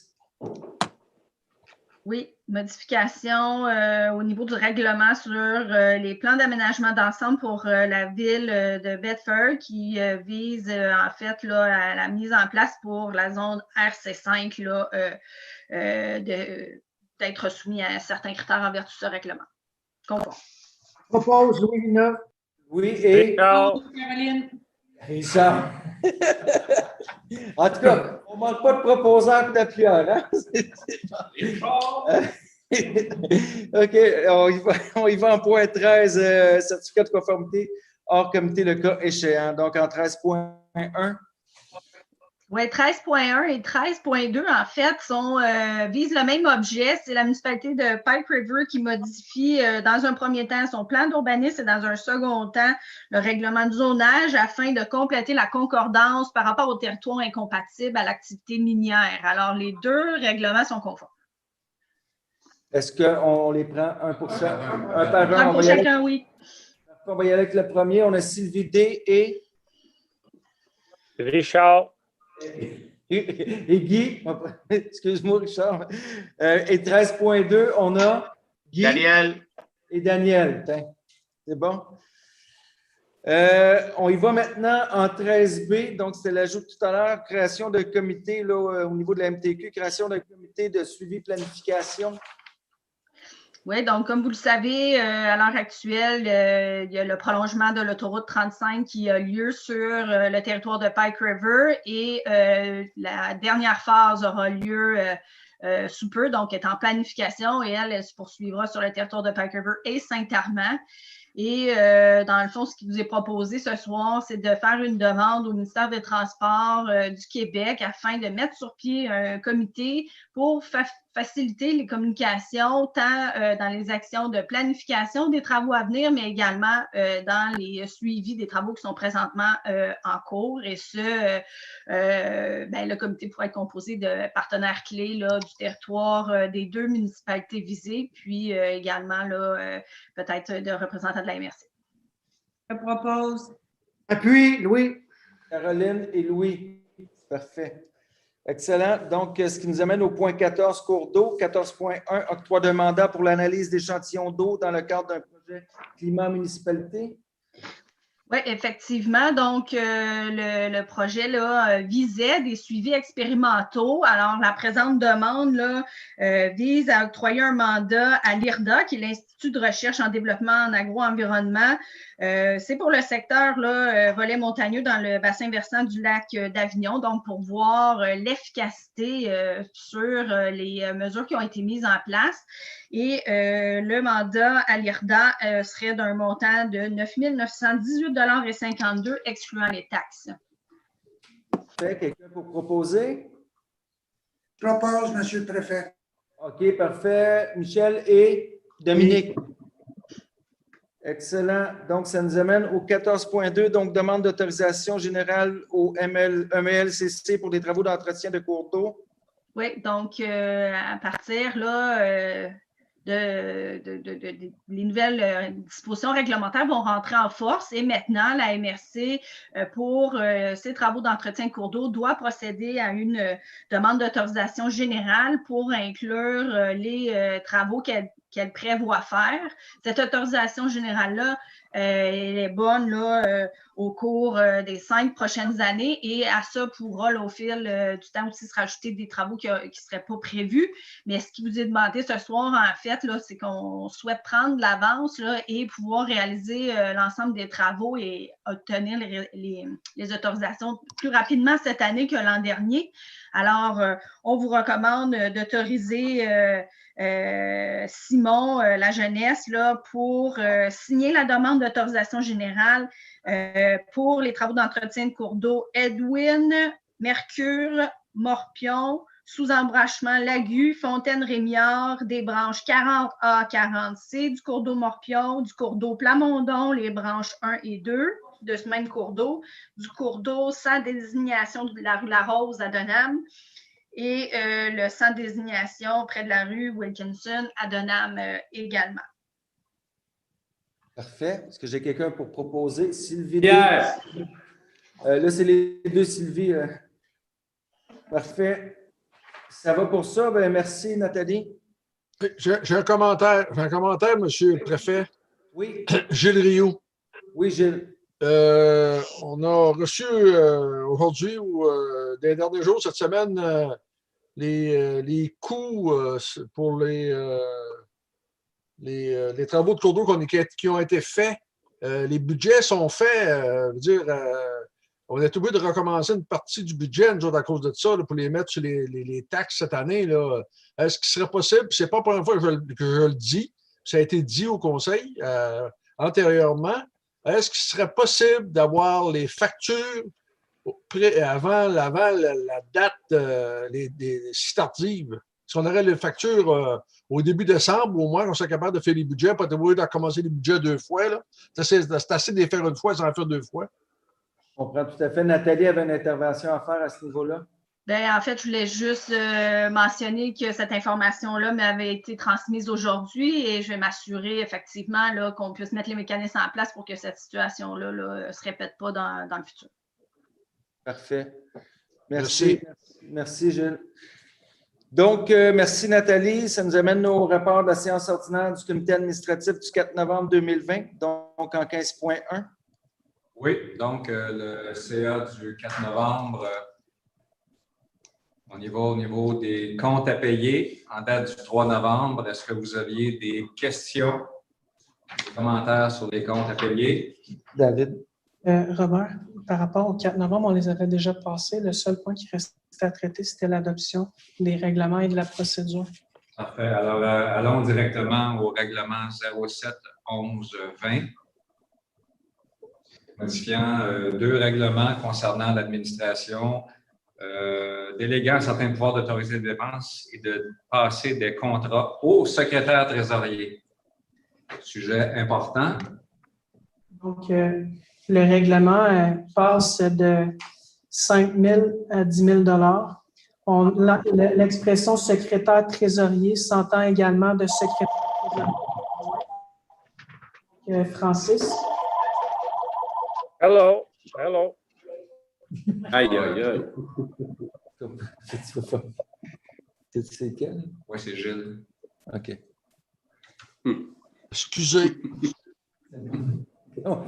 Désolé, il y avait de l'interférence. Désolé. On prévoit officiellement. Et déjà, bonjour de ma part.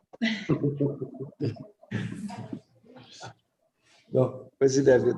On prévoit officiellement dans les champs de compétences l'octroi de contrats d'achat, de location, fourniture, réalisation de biens, travaux, services, dont des services professionnels, sous réserve du montant de 10 000 $. Puis, un autre ajout depuis le dépôt du projet de règlement lors du dernier conseil, c'est d'autoriser toute autre dépense sous réserve du montant de 10 000 $.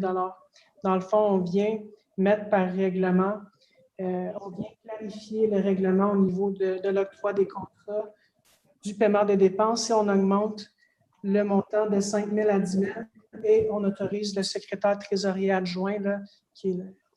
Puis, il n'y a pas d'autre changement que celui-là en point 12. C'est une autorisation de dépenser conditionnellement à ce que les crédits soient prévus au budget et conditionnellement aussi à ce que ces dépenses-là soient déposées au comité administratif et au conseil. Est-ce qu'il y a des questions? Est-ce que j'ai quelqu'un pour proposer? Pierre. Jacques et Pierre. Ah, parfait. En 15.2? Oui. C'est pour autoriser le comité administratif à dépenser jusqu'à un maximum De 25 000 $. de 25 000. L'ancien règlement prévoyait 15 000 $, on passerait à 25 000 $. On viendrait modifier dans les champs de compétences là, à autoriser toute dépense sous réserve des dispositions de l'article 6, donc sous réserve du montant de 25 000 $, dont les dépenses d'administration courante. Ça, c'est un changement depuis le dépôt du projet de règlement, mais pour les deux changements, ça ne change pas l'objet du règlement. On vient juste clarifier le règlement, puis on fait passer le tout à 25 000 $. Parfait. Est-ce qu'il y a des questions? Quelqu'un pour proposer? Caroline. Caroline et Laurent. Parfait. Donc, en 15.3, adoption d'une nouvelle procédure d'accélération des approbations des décisions financières. Je vais vous le partager. À chaque fois que vous adoptez un règlement qui fait un changement au niveau de l'autorisation des dépenses, bien, vous faites suivre aussi une procédure d'accélération des dépenses. Là. Puis on vient prévoir le changement du 10 000 $ pour le secrétaire trésorier, 25 000 $ pour le CA. Donc, c'est les changements à la procédure là, puis l'explication qui est fournie. Parfait. Quelqu'un pour proposer? Caroline. Daniel. Et Daniel. Bon, parfait, merci. Ça nous amène au point 16, rapport de la séance ordinaire du comité administratif du 2 décembre 2020. Oui, donc, vous avez la liste des comptes à payer en date du 1er décembre. Est-ce que vous aviez des questions, des commentaires sur les comptes? Il n'y avait pas de compte à approuver par le conseil.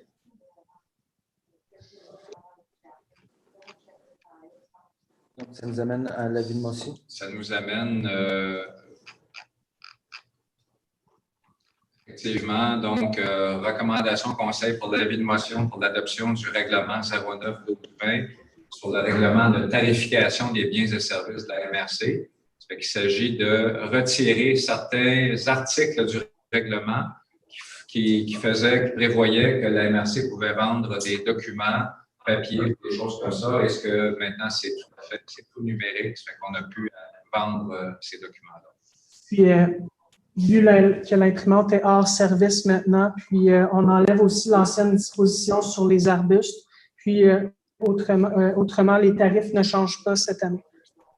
Pour déposer l'avis de motion? Je vais le faire. Avec dispense de lecture? Oui.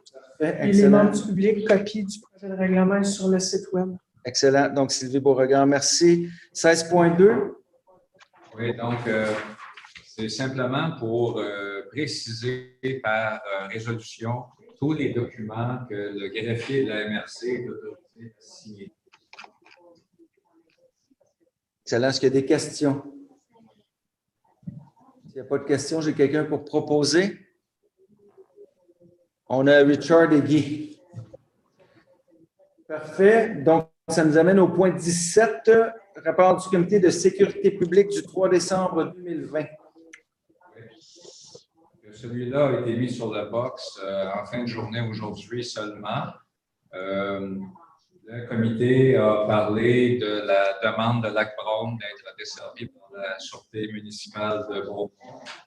Je vais vous laisser lire le procès-verbal, mais en gros, le capitaine Patrice Saint-Martin de la Sûreté du Québec a informé le comité de sécurité publique de certains éléments qui avaient été soulevés par la ville de Lac-Brome concernant les services de la Sûreté du Québec pour rectifier la prestation de service de la Sûreté du Québec et pour faire en sorte que les maires puissent comprendre pourquoi la ville de Lac-Brome demandait d'être transférée à la ville de Bromont. Et Richard Burkham a mentionné que ça pourrait représenter une économie jusqu'à 500 000 par année.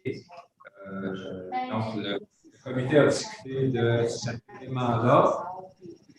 Aussi, hey, juste un instant, on comprend bien.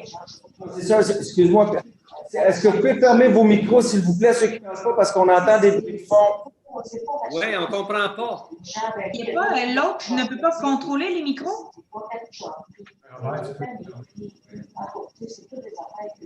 Il y a quelqu'un qui parle. Oui, mais... C'est moi, GMC, ça me dérange pas. J'ai dans ses écouteurs, c'est pas ça. Ah. OK. Parfait. On a trouvé le coupable. Bon. On peut On revient au procès-verbal. Le comité a également commencé à discuter des nouvelles priorités d'action régionales et locales pour 2020, 2021 et 2022. Le lieutenant Éric Santin a rencontré une douzaine de personnes de la région provenant de différents milieux, milieu de l'éducation, milieu des services sociaux, milieu communautaire, milieu municipal, milieu des affaires, pour déterminer quels sont les besoins les plus importants en termes de sécurité publique pour la circulation routière, la criminalité, les relations avec les communautés. Et le comité est d'accord que les nouvelles priorités soient déterminées à partir des thèmes suivants, soit bonifier l'offre de proximité, donc la police de proximité, ce qui touche la santé mentale et le sentiment de sécurité de la population. L'état de la situation COVID-19, les policiers attendaient d'avoir des précisions quant à la façon d'appliquer concrètement sur le terrain les nouvelles consignes gouvernementales. Donc, on verra dans les prochains jours comment ça s'interprétera. Et le rapport des activités d'août et de septembre est dans le box et je l'ai envoyé aujourd'hui à toutes les municipalités également. Peut-être ajouter, Robert, que M. Éric Santin a dit qu'il me contacterait. Là, on s'est reparlé, mais il n'y avait pas d'autres mesures. On a entendu ce qu'on a entendu au niveau des nouvelles, là, mais il y aura quelque chose de plus précis au niveau des mesures. J'enverrai je fais un courriel à tout le monde là, lorsque j'aurai plus de précision à ce niveau-là. Est-ce qu'il y a des questions? Moi, oui, Pierre. Pierre, puis il va me mettre en fil. Oh. Oui, moi, c'est une question. Moi, la MRC, nous autres, on gère, pas on gère, mais c'est la Sûreté du Québec. C'est-tu la Sûreté municipale aussi avec la MRC ou c'est seulement la Sûreté du Québec qu'on travaille avec? On travaille-tu avec un autre corps de police ou Juste la Sûreté du Sûreté Québec. du Québec? C'était ça qui était ma question. Seulement la Sûreté du Québec. Juste la Sûreté du Québec. Puis, tout à fait. Caroline? Éventuellement, là, si jamais il y a une fusion avec Bromont puis Lac-Brome, est-ce qu'on va s'occuper aussi de la municipale, vu qu'il va y avoir deux municipalités dans notre MRC? Non. Non, c'est pas de Ou juridiction. ça va être seulement encore la Sûreté du Québec? Oui, tout à fait. Il y avait Caroline et... ça va, Pierre? Ben, j'ai pas compris qu'est-ce que... Oui, bien, en fait, c'est seulement la MRC, c'est seulement la Sûreté du Québec. Même s'il y a deux municipalités qui ont leur corps policier, c'est pas la MRC qui gère ça. OK, c'est nous autres, on n'aura pas d'affaires avec la Sûreté municipale de Bromont, autrement dit. C'est ça? Non. OK, c'est beau. Bon, on avait Caroline et Michel. Oui, bien, en fait, c'est un commentaire général. On peut vouloir se prononcer par rapport à la COVID, tout ça, mais c'est un commentaire général pour la SQ. Je ne sais pas si on peut passer par la MRC ou si je dois les aborder individuellement, mais moi, j'aime que leur communiqué soit traduit ou disponible en anglais aussi. Il faut communiquer, de faire attention. Entre autres, on a eu un dernièrement par rapport aux achats, etc. C'était super pertinent. Puis on l'a partagé sur nos réseaux sociaux, mais j'ai eu beaucoup de mes citoyens qui ne parlent juste anglais, qui ne peuvent pas avoir l'information. Bon, on va faire le relais, Caroline, sans faute. Là. On va faire le relais de ta préoccupation. Peux-tu m'envoyer à moi un courriel à ce niveau-là, détailler un peu la situation, puis je vais me faire plaisir de faire un relais à tout le moins. Là. La situation est la même, Patrick, à Bolton-West. Hein? Ben, je vais... Moi, je vous conseillerais parce que le comité a parlé de la disponibilité du lieutenant Santin. Puis Éric Santin l'a mentionné là. Il invite tous les maires, tous les directeurs généraux à communiquer avec lui directement sur son cellulaire. Là, je ne le donnerai pas en live sur YouTube, là, mais c'est quoi déjà? Je pourrais vous le renvoyer par courriel. Mais, envoyez donc à l'hôtel de ville. OK, je vais l'envoyer à l'hôtel de ville. Mais Éric Santin est très disponible. Puis la demande que vous avez faite, Caroline et Jacques, de traduire les communiqués de la SQ, là, faites-les directement à Éric Santin. Moi, je lui parle à toutes les semaines. Je vais lui mentionner aussi. Mais n'hésitez pas, là, pour tous les maires, pour tous les DG municipaux, n'hésitez pas à l'appeler pour discuter avec lui de ces sujets-là, de un. Deux, il a mentionné également que les parrains, on sait que certains parrains sont beaucoup plus présents que d'autres, mais vous avez le droit d'avoir un parrain dans votre municipalité qui est présent, qui va vous voir à toutes les semaines pour vous demander s'il y a des besoins particuliers, pour vous faire rapport de ce qui se passe dans votre municipalité. Puis, on en a parlé au comité de sécurité publique, là, on va faire en sorte que le système de parrain marche bien dans Mont-Missisquoi. J'espère que ça va bien marcher pour le parrain. C'est vrai qu'il est très disponible, fait que je vais communiquer directement avec lui aussi. Merci. Éric dit qu'entre minuit et 2 heures du matin, c'est le seul temps où il n'est pas disponible. Juste respectez ça, s'il vous plaît. C'est bon. C'est le temps où je suis debout, moi. Non. Ah bon. Excellent. Je vais lui dire. Est-ce qu'il y a d'autres questions à ce niveau-là? Oui, Michel. Oui, Michel. Alors, écoutez, là, à partir du 17, là, on s'en va dans une période avec beaucoup de confinement. Alors, là, la Sûreté du Québec nous invite aussi de déclarer, ou on peut inviter nos citoyens à déclarer les regroupements illégaux. Là. Alors, mais j'ai comme l'impression, pendant la période des fêtes, ils vont être un peu saturés. On peut le faire par cellulaire ou par téléphone ordinaire. Est-ce qu'il y en a discuté de cette initiative-là? Là, parce qu'on peut mettre sur nos sites Internet les numéros à appeler, mais j'ai comme... Je ne veux pas saturer le système. Là. Je ne sais pas comment que les autres maires voient ça. Là. Il y a deux choses. Dans une chose, lorsque Robert parlait, c'était le numéro du directeur qui serait donné aux maires et aux maires seulement. Oui, oui, mais je te parle de 41 sur le cellulaire et puis 310, 41 sur le téléphone ordinaire qui s'envoie à la centrale, puis après ça, c'est dispatché, je crois. Mais il n'y avait pas de directive encore spécifique au moment du comité, Michel. On attend des directives spécifiques. C'est sûr, certain qu'on a vu aux nouvelles que maintenant, ils ont dit que les avertissements seraient plus lieu, qu'ils donneraient des contraventions d'emblée.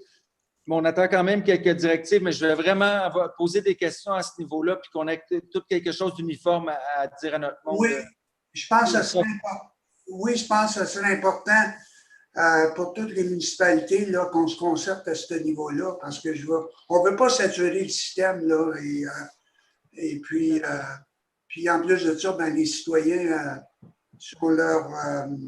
ils ont l'opportunité d'appeler, là, mais il va falloir baliser ça selon moi, sinon ça va être la folie furieuse. Là.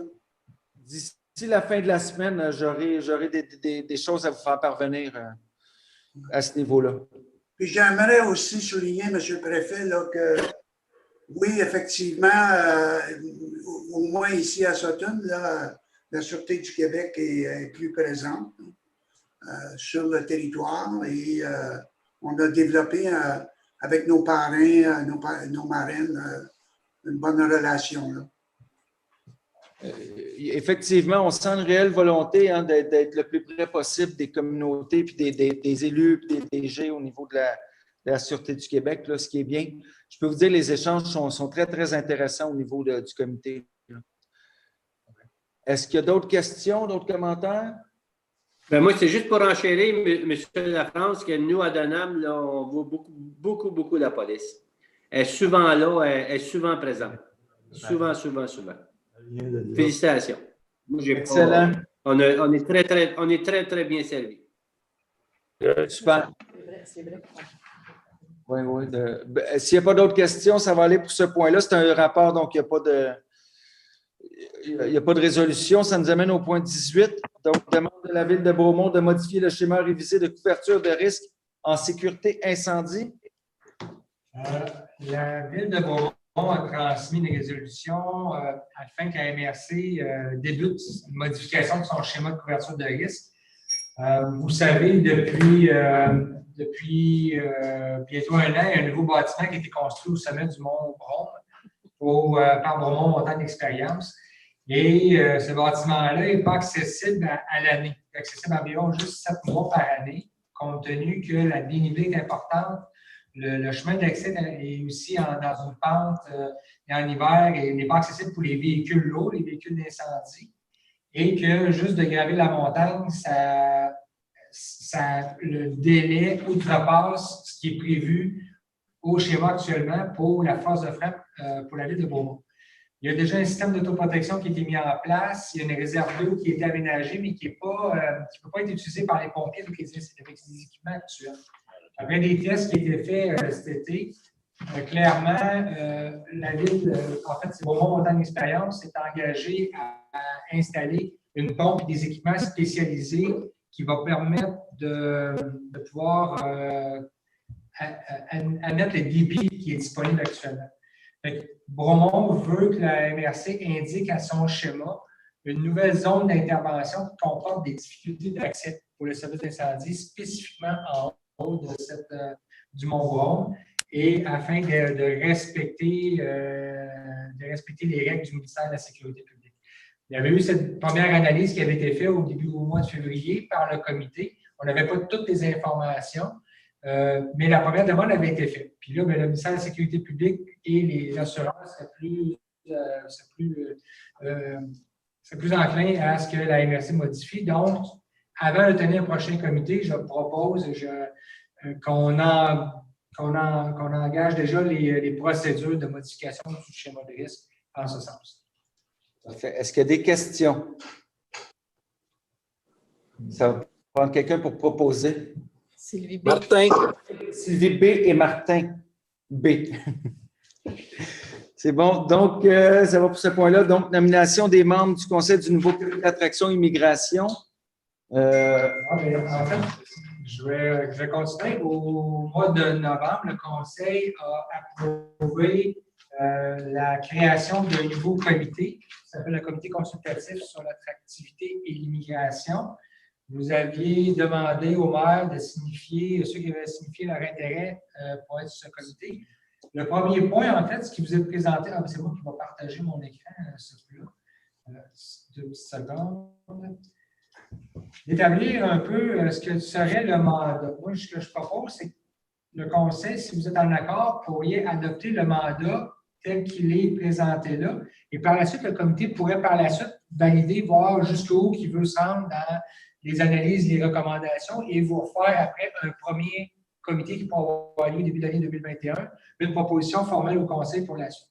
Donc, actuellement, ça serait de prendre connaissance des enjeux locaux, régionaux, provinciaux en marketing territorial et en accueil et intégration des personnes migrantes, de valider le plan d'action et le budget sur une base annuelle pour recommandation du Conseil, de suivre le déploiement des actions liées à la stratégie d'attraction de nouvelles populations, incluant ceux issus de l'immigration, d'étudier toute demande provenant du Conseil, d'immerser des partenaires régionaux en lien avec l'attractivité du territoire et l'immigration, et de partager les enjeux vécus en lien avec l'attraction, l'accueil et l'intégration de nouvelles populations.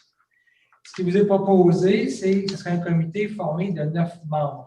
Donc, 4 élus du Conseil, qui inclut la présidence du comité, un représentant d'entreprise dans le cadre de l'attractivité et de l'intégration de personnes immigrantes en milieu de travail, un agent d'accueil à l'établissement de Bromiskois de Ceris, donc actuellement, ce serait Mme Chantal Bélanger, donc un agent sur le terrain, un représentant de Place aux Jeunes, donc l'agent de migration, c'est l'agent de terrain, un représentant du comité jeunesse de Bromiskois, qui est un comité qui est actif depuis le début de la stratégie, et une personne de la Corporation de développement communautaire de Bromiskois. Et les personnes de ressources qui seraient aussi jointes au comité, donc la coordonnatrice en développement des communautés, qui serait responsable de l'animation du procès verbal et du suivi du comité, qui serait Tania Chiminski, la coordonnatrice à la stratégie d'attraction, Marie-Ève Lebrun, qui se présente bien entendu pour tout le volet de nos activités. Et moi, je pourrais représenter la direction générale de la MRC sur le comité. Avant de voir à la nomination pour la candidature, est-ce que vous êtes à l'aise avec la proposition actuelle du mandat et de la formation du comité? Ça va prendre une proposition pour ça? Oui, il faudra enlever le partage. Oui, j'ai enlevé le partage.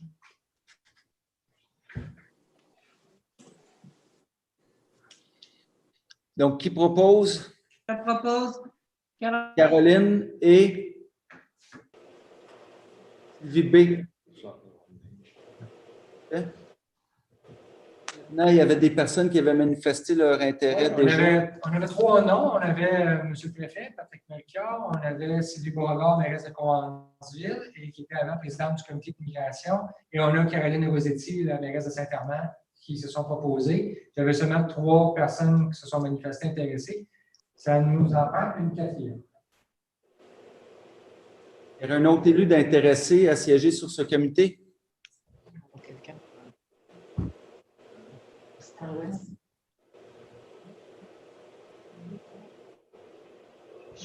Ben, je peux y aller s'il n'y a pas personne. Daniel? OK. C'est bon? Merci, Daniel. Merci, Daniel. Ben, c'est parfait, là. Ça donne. Tout le monde? Oui. On prendra une proposition, un appuyeur pour les 4 non. Qui propose pour les 4 non? Oui. Sylvie D. Moi, je seconde, Martin. Martin seconde, parfait. Donc, le comité est formé, va se réunir en début de l'année. Là. Oui, je pense le 4 au matin, 7 heures. Bravo. Ce qu'on pourrait préciser, voulez-vous que ce soit un mandat d'1 an pour que tous les comités reviennent en élection en même temps en décembre 2021? Oui. OK. Oui. Parfait.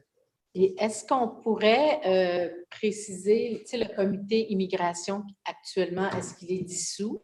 Est-ce que, tu sais, il y avait des gens là, du CIUS, commission scolaire, juste comme préciser le rôle de l'ancien comité versus le nouveau?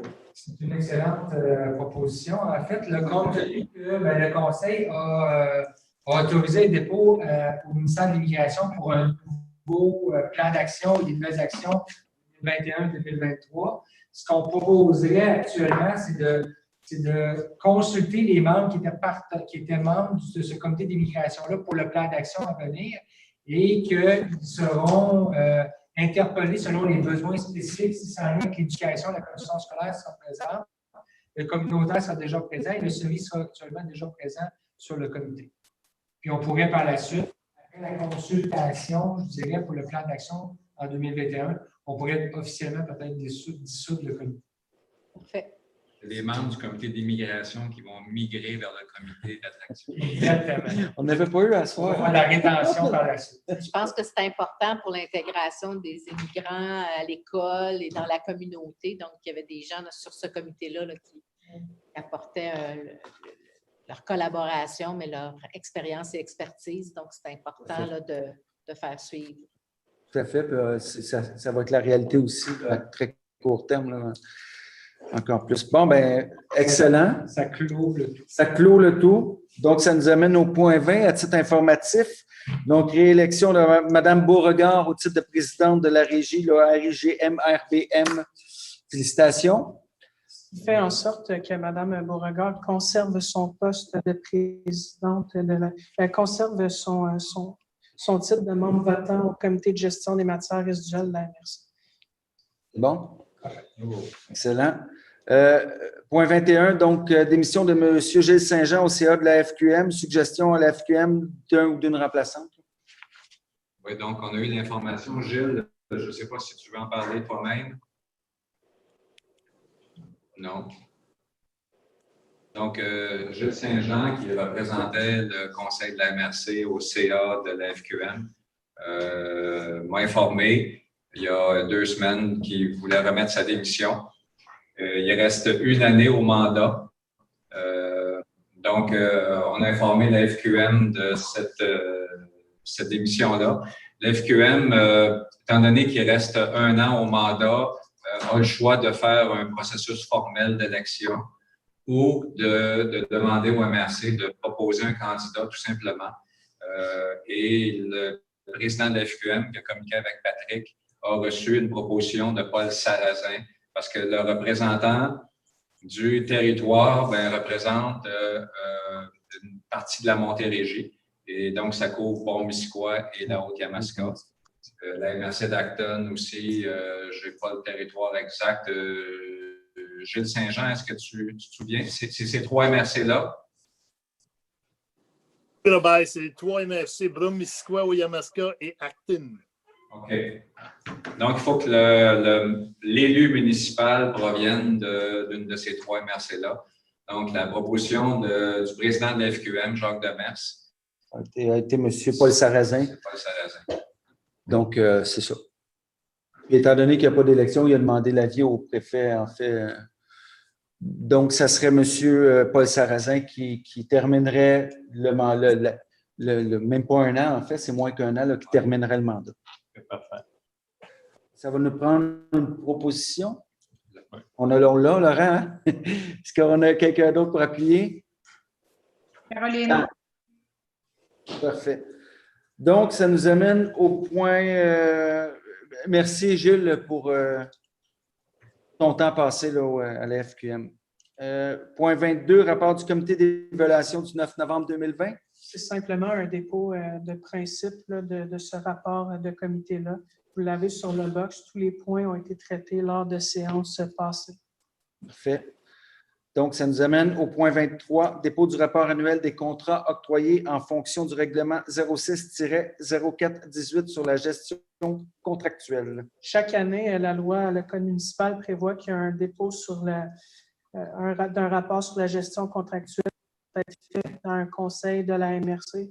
Donc, le box, là, ça liste tous les contrats en haut de 25 000 qui ont été octroyés par le conseil des maires. L'objet du contrat, le prix, et quelques commentaires aussi, et le co-contractant.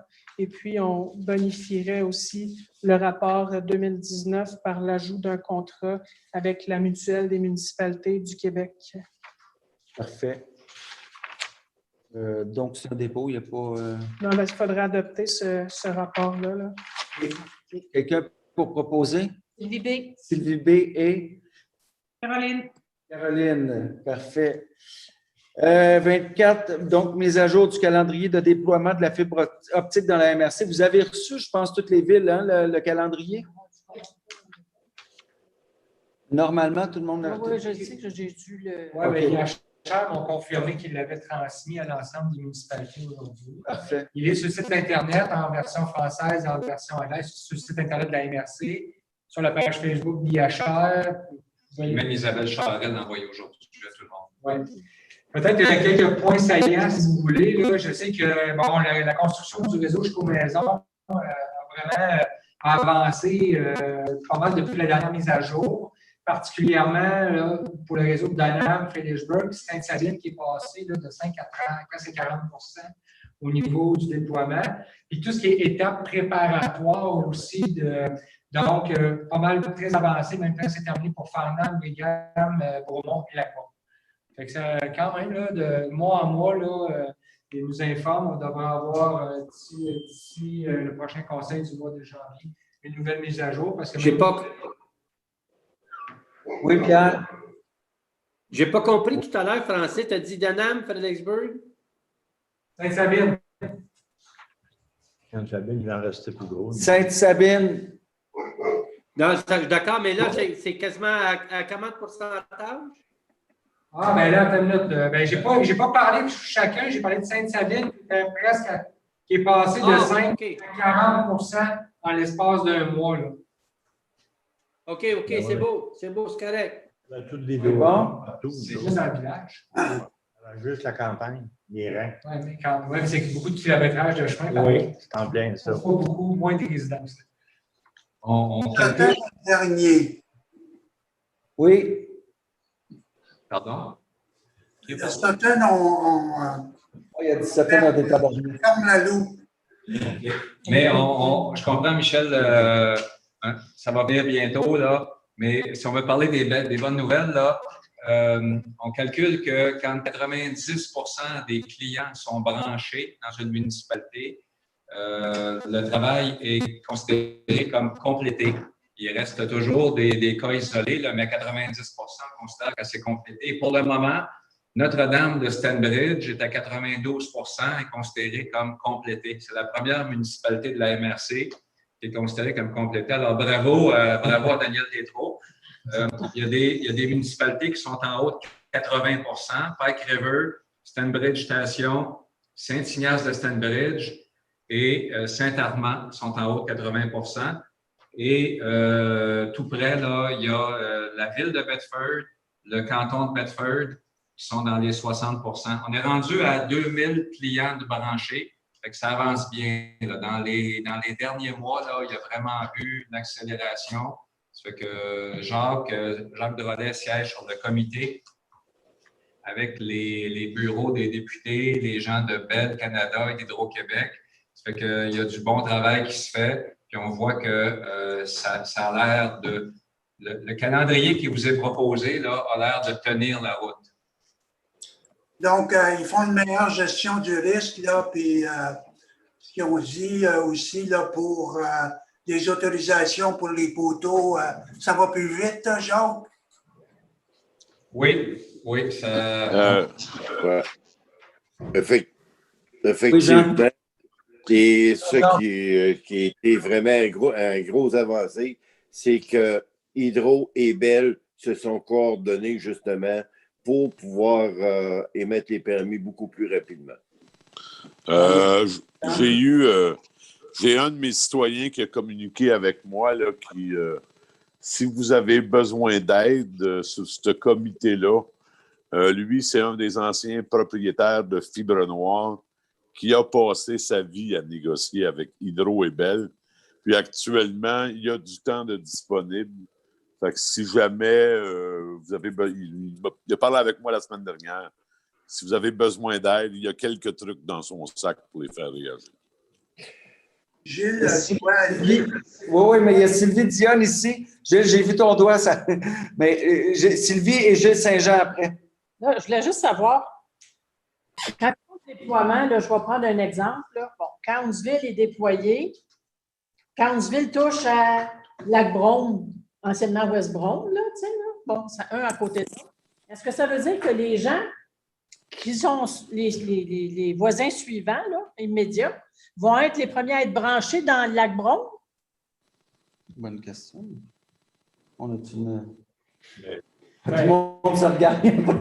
À la base, là, c'est la façon qu'IHR fonctionne, il construit sa dorsale. Fait que son autoroute.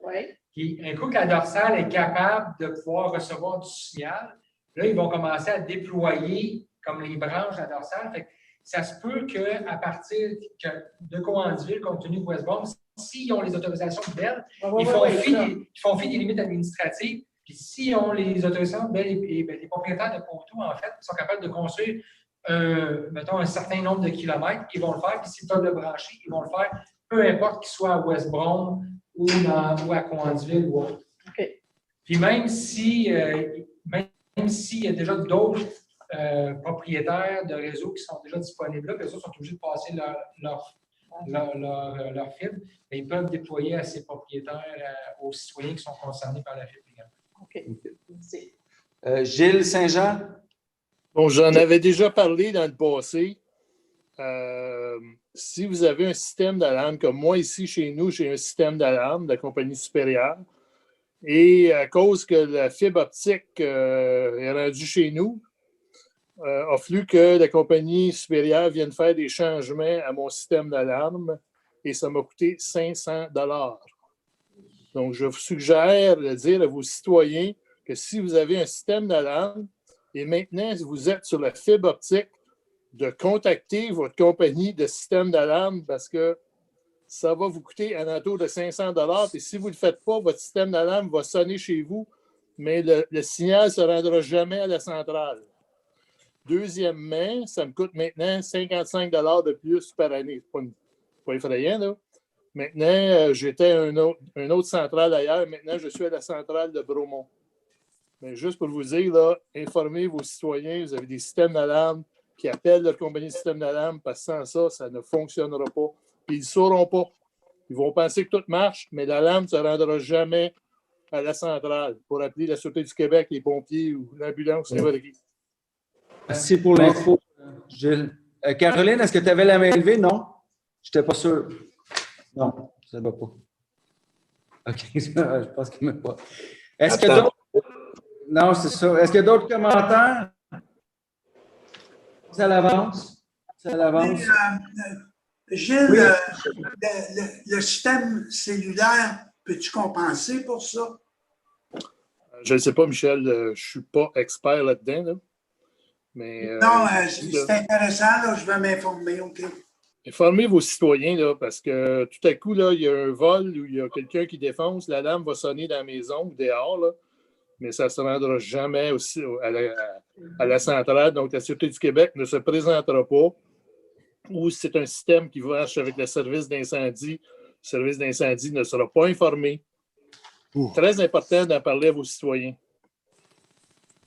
Et c'est important parce que de plus en plus, les compagnies d'assurance, je sais qu'ici, on a dû installer un système d'alerte pour les dégâts d'eau. De plus en plus, les compagnies d'assurance demandent que les citoyens installent ces systèmes-là parce que à peu près 50% des réclamations, c'est des dégâts d'eau. Donc, on l'a installé ici. Puis, là, tu me fais réfléchir. Là, pour voir que je m'informe auprès de ma compagnie. Tu speak un poulailler. Pardon?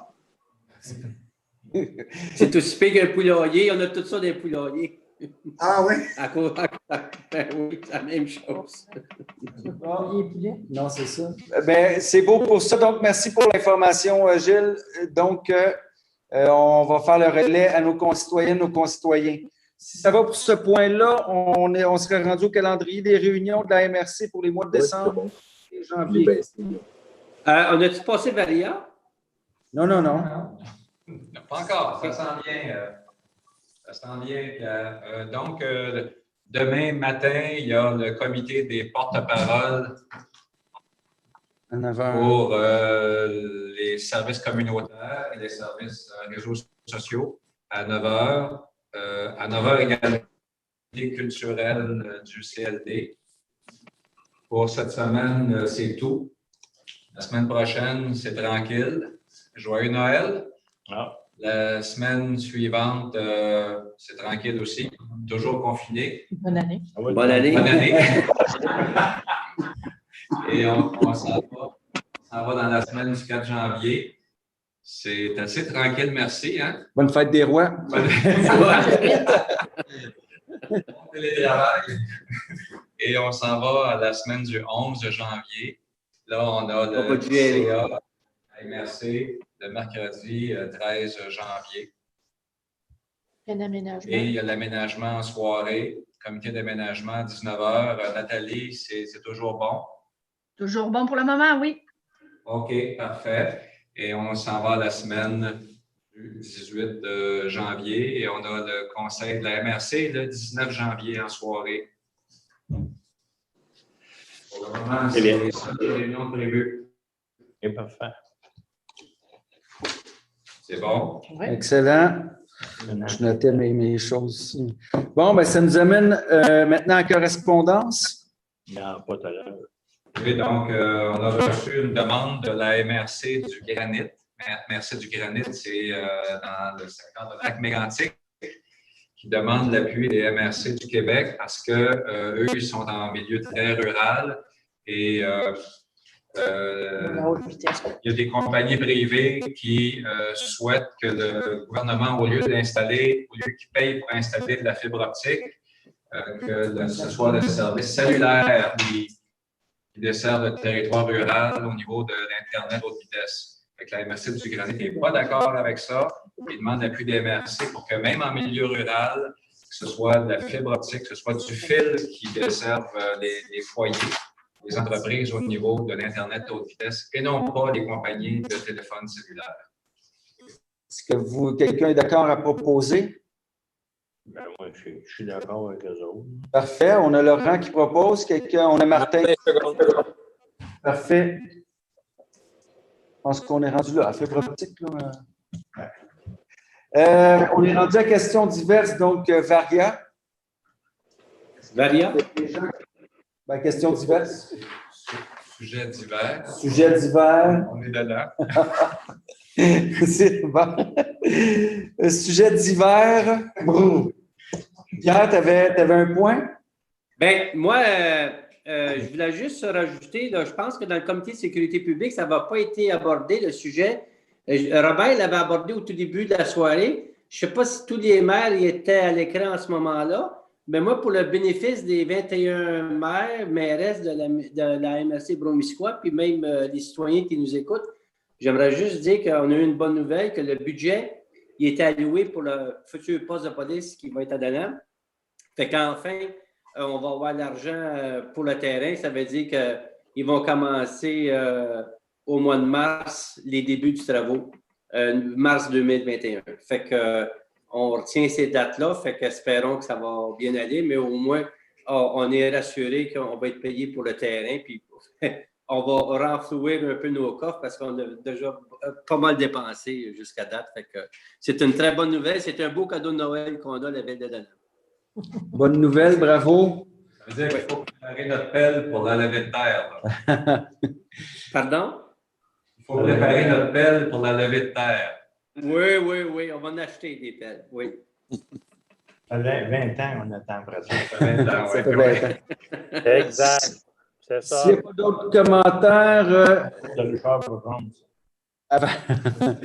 a pas d'autres commentaires avant la levée de la séance, je tiens à vous souhaiter à toutes et tous là, des très joyeuses fêtes. C'est notre dernier conseil avant de 2020, finalement. J'ai fait un message à la population par mon monde à Farnham, je vous dirais la même chose. C'est un temps bien particulier qu'on vit. Puis je pense que la vie se construit surtout sur des petits bonheurs. Puis les petits bonheurs, ben, c'est toutes sortes d'affaires. C'est un bon café le matin, c'est prendre une marche, c'est respirer, c'est regarder nos enfants grandir, c'est être heureux au quotidien. Puis je pense que c'est ça qu'il faut profiter dans ces temps de pandémie-là, de profiter des petits bonheurs. C'est ça qui finit par créer les grands bonheurs. Alors, je vous souhaite d'avoir le plus possible de petits bonheurs durant ce temps-là. Prenez soin de vous autres. Bien content d'avoir passé l'année à titre de préfet avec vous. Et puis, il y a du beau qui s'en vient. Ça a été une année tout à fait spéciale pour tout le monde. Alors, 2021 sera meilleur. Aujourd'hui, meilleur qu'hier et moins bien que demain, pourrait-on dire. Alors, des joyeuses fêtes à toutes et tous. Puis, j'apprécie énormément changer le monde, la face de Brome-Missisquoi avec vous toutes et tous. Merci tout le monde. Merci. Merci tout le monde. Merci, bye-bye. Joyeuses fêtes. Des belles fêtes, tout le monde. Est-ce qu'on a pas Passez des bonnes fêtes. Juste avant de vous nous quitter, il faut quelqu'un pour lever l'Assemblée. Si. Propose. Moi. OK, tout le monde, à l'unanimité. Oui, bravo. Joyeuse fête, tout le monde. Bonsoir tout le monde. Tout le monde. Salut. Bye bye. Bye, joyeuse fête. Caroline, t'oublies pas de me rappeler, s'il te plaît.